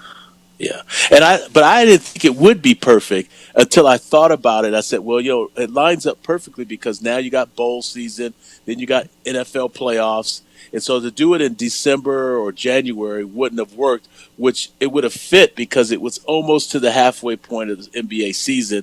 That would have probably fit better, but they put it a little earlier just to kind of get a feel for it. But like yeah, it's one of those things. Next weekend you have Saturday NFL games. Didn't have Saturday NFL games this week. You had your conference championship games the prior week. So you had Army Navy doing their thing, and then Saturday night in Vegas you had the in-season tournament finale. And those are the moments you're looking for. Like, not everything as we go through a regular season, has to be a championship. You want to watch the journey. You want interesting stories along the way, and we got that from the in-season tournament. And so, that's good. And what I liked about it too is it didn't drag on. Like, I still think a lot of people were like, what does this mean? You have games Tuesdays and Fridays. Oh, but they count to the regular season. So there's some of that you have to get used to, of you're playing that round robin versus your group. You're advancing out of your group. So things that you just need to learn as a common fan, which, I'm still like, all right, look at the pool play. All right, who advances? Oh, you get a wild card. Yes. But it felt like it didn't drag on. Like, it's already over. Like, to me, that's a positive. Yeah. I think the scheduling, you're absolutely right. They picked a good stretch of the calendar. We're right around the corner from Christmas, so they have, a little break between their next. And they do get a pop on Christmas. Huge. A lot of people see that as the beginning of the season, but now we have this tournament. I think they've done a great job. Good job, yeah. NBA. Good job. And I think further that you don't have the injuries that you would have if you put it another month or two later that you typically get with NBA teams as they start wearing down as they get towards the middle of the season. So that's where the calendar part, you're right, DC, comes into play. And I know a lot of times people like to say, I don't like it. I don't care. I don't watch this. This doesn't matter. You know what? Good job. Yeah. A round of applause to the NBA. Good for job, trying NBA. something, for making it interesting, and for getting players to care. That's the main thing. We just had an NBA player sitting here, Kenny Thomas, going, yeah, sometimes early in the season, you got guys just coasted. They weren't coasting. They were playing. And that's a bonus. That's what the NBA was looking for, and that's what the fans want to see. DC, Ned James, JJ Bucket is the opening drive here on 95.9 FM, AM 610, the Sports Animal.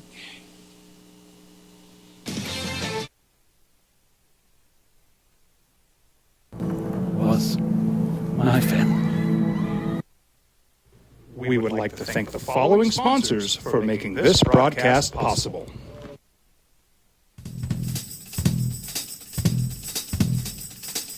International Protective Services is a proud supporter of ProView Sports and New Mexico Youth Athletics. IPS provides residential and commercial security services in the Albuquerque metro area. For more info, please call 505-897-2420 or visit internationalprotectiveservice.com. Hi, I'm Steve Sunker here for Dr. Robert Melendez and the Juliet Eye Institute. You may remember me like this, but no more. The glasses are gone. I tossed them months ago because of a brand new procedure from Dr. Melendez known as RLE, Refractive Lens Exchange. The latest technology, the best eyesight I've ever had in my life, and you can check it out by clicking on the link in the description right here. If you're drunk, blasted, intoxicated, ripped, plastered, destroyed, bruh. If you're like this, you shouldn't be driving. Albuquerque's leader in sports is ProView.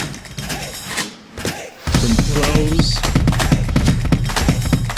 to prep. All your favorite action.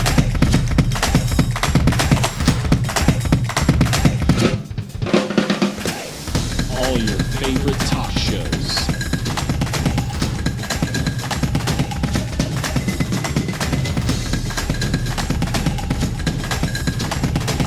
Find it on ProView Networks.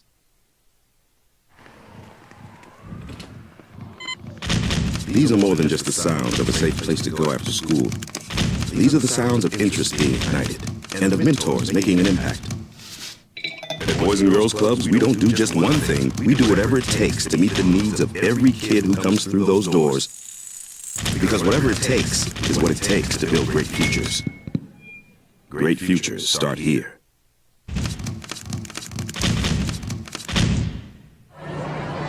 Hey, look! It's Dwight Goodman!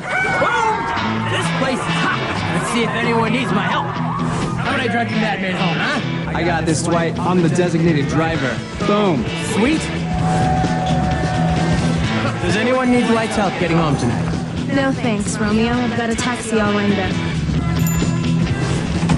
Drive safe, Dwight.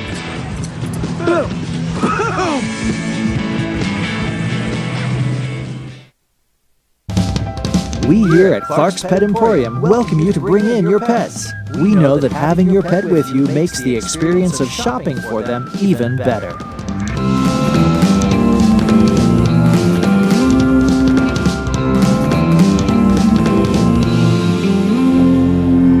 And we welcome you to bring your kids also. Clark's Pet Emporium, your pet's second best friend.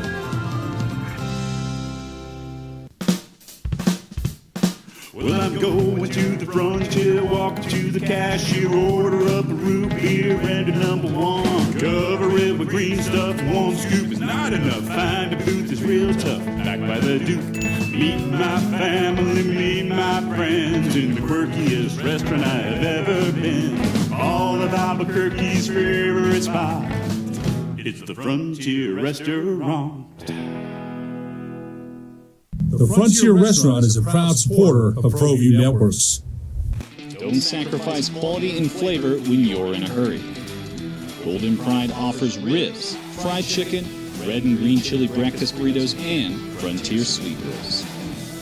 4 great locations, or visit us online at goldenprideabq.com. Golden Pride Barbecue Chicken and Ribs are proud supporters of ProView Sports. We would like to thank the following sponsors for making this broadcast possible. Young driver, this one. Hard to get her out. She'd been drinking. This one. Both of them gone. They'd been drinking, and he drove clear off the road. Got it. Shohei Ohtani. Don't you worry.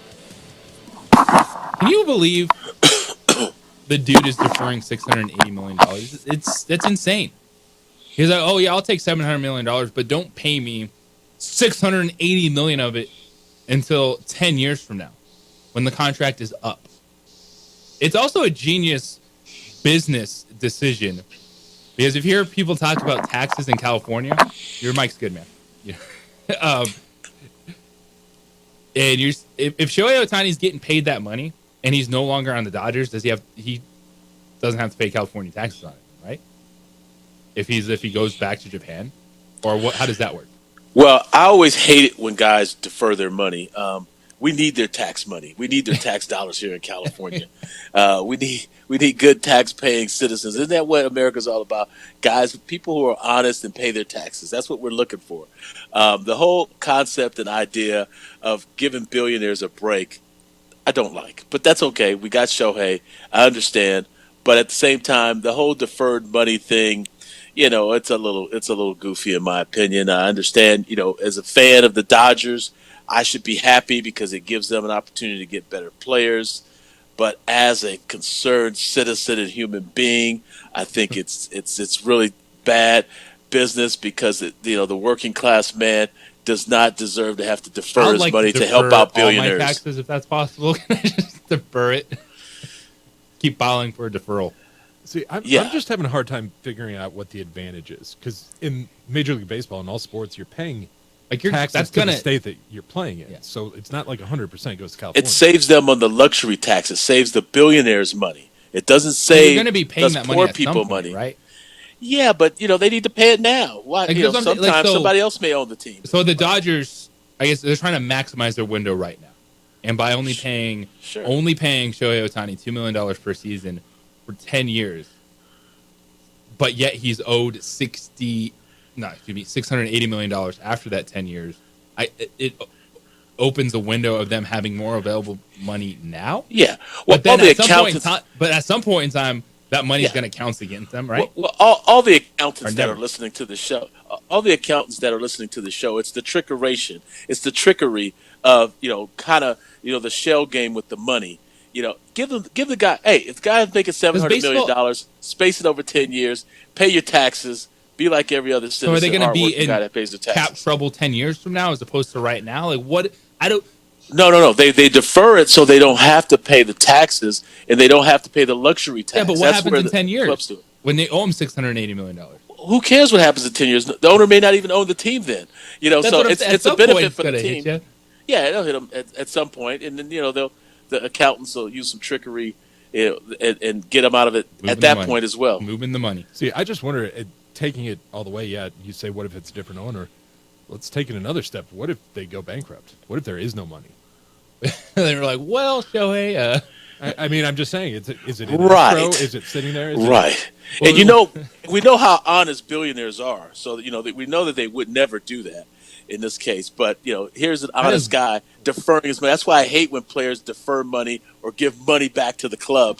No, don't do that. Make the owners and billionaires pay their fair share of taxes. That is worst case scenario. Like Shohei Ohtani, like, yeah, I'm making a lot of money endorsements, and he wants to win. And so he's like, I'm going to come in, put me in that lineup with Mookie Betts and Freddie Freeman, and I'll save you some money. You guys can go get some more pitching.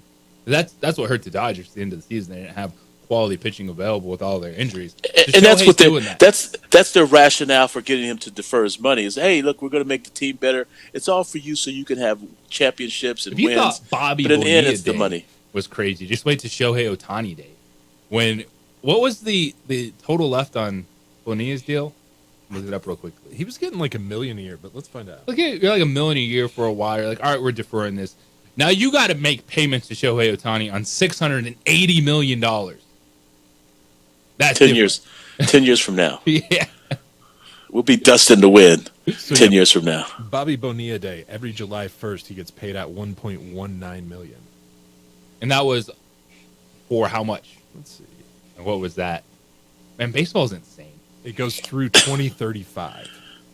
So we're talking, what was that? $60 million? It's been a while for Bobby Bonilla Day. Like what the total was on that, and then just think that. So it started on 2011. Okay, so 2011 to 35. So 24 years. Like $25 million around that area that They're just making and they're going to have to be making $25 million payments to Shohei Ohtani on Shohei Ohtani Day. Yeah, it's just he's part owner of the team now. That's all. He's That's just getting probably a what it is. percentage They're of like, the team. oh, Shohei, you know what? When it's all said and done, you will own everything. You'll just own the Los Angeles Dodgers. Yes. Essentially. And when you're making this payment too, 10 years, $700 million, you're paying Shohei too with the expectation that he's going to be back on the mound after this season, that he's going to be pitching again, coming off his second Tommy John surgery, won't be throwing the baseball this year. But you're saying that if you're committing $700 million to Shohei Ohtani, he is going to also be pitching for you after this year. What they're saying, JJ, is that you need an accountant to be a guest host on your show so he can explain the numbers to you, because the numbers are what factor into all of this and how they defer it, how they're able to sign. Well, how did they give another guy $500 million? How do we they always have the sports docs? We need the sports accountant to help us out. We're talking name, image, and likeness, baseball's imaginary salary floor and luxury cap, what you can do with signing bonuses in the NFL, all kinds of stuff. These numbers guys amaze me, just what they can do with numbers and get you to believe that, hey, the money is here, but it's really not here. We're going to make it appear in a couple years, and then the taxes and da-da-da-da-da-da-da-da. That's something for a money guy, an accountant, to figure out. Right now, MLB's lowest average salary is $720,000. So that $1.1 million puts you just barely over the lowest paid guy. And 25 years ago, he was the highest paid guy. So does that mean 25 years from now, everyone's making $70 million just to play ball? Oh. Should we get my our head kids hurts. playing catch? I know. Mine does too. Let's go. My head hurts with the math. We'll get our kids. All right, Jack and Austin, baseball practice coming up in an hour. Be ready. Ned, appreciate you, my man. We'll talk with you Thursday. Yes. Back with us on the opening drive. Big shout out to Kenny Thomas. Debut segment today. He will be with us Tuesdays and Fridays at 9 a.m. Jim Rome Show coming up next. Colin Cowherd after that. 2 men on at 4, everybody. Metal world, peace and love. Have a great day.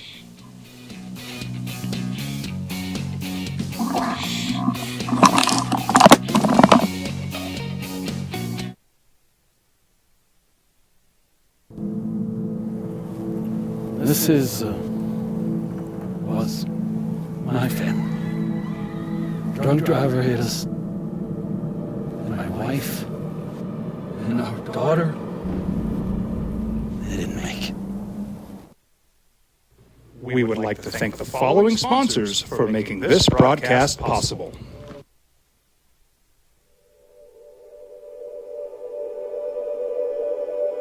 We aren't all born with the same opportunities. But it's the people who care that change everything. You ready, Spout? You ready?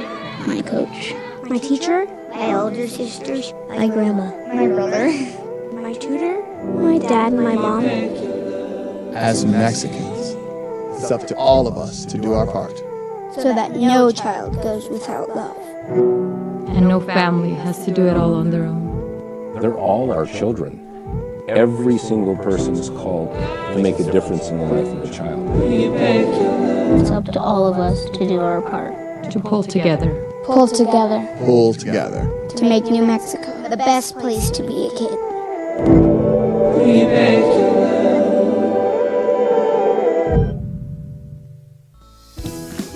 Hi, my name is Daniel Chavez, and this is my business partner, David Chavez. We are the owners of Indeed Safety. Indeed Safety is a local safety consulting company helping our clients with their safety needs for their projects. One of the things we pride ourselves as a construction safety company is helping our men and women in construction get home safe every day to their families. Indeed Safety is a proud supporter of ProView Network.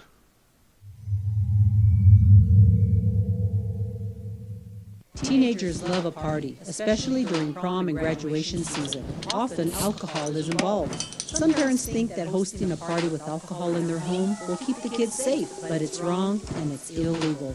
As a parent, to allow your teenagers' underage friends to consume alcohol on your property is a felony. Parents who host lose the most. Don't be a party to teenage drinking. This is a program of the Drug Free Action Alliance. For more information, go to burnco.gov/do-not-host. Young driver, this one. Hard to get her out. She'd been drinking. This one. Both of them gone. They'd been drinking, and he drove clear off the road. This was my family. Drunk driver hit us. And my wife. And our daughter. They didn't make it.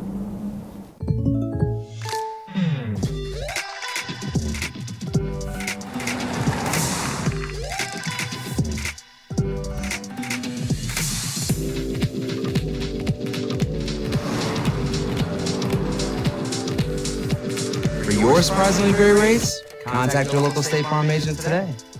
If you want the real deal, call State Farm agent Marty Size in Albuquerque today.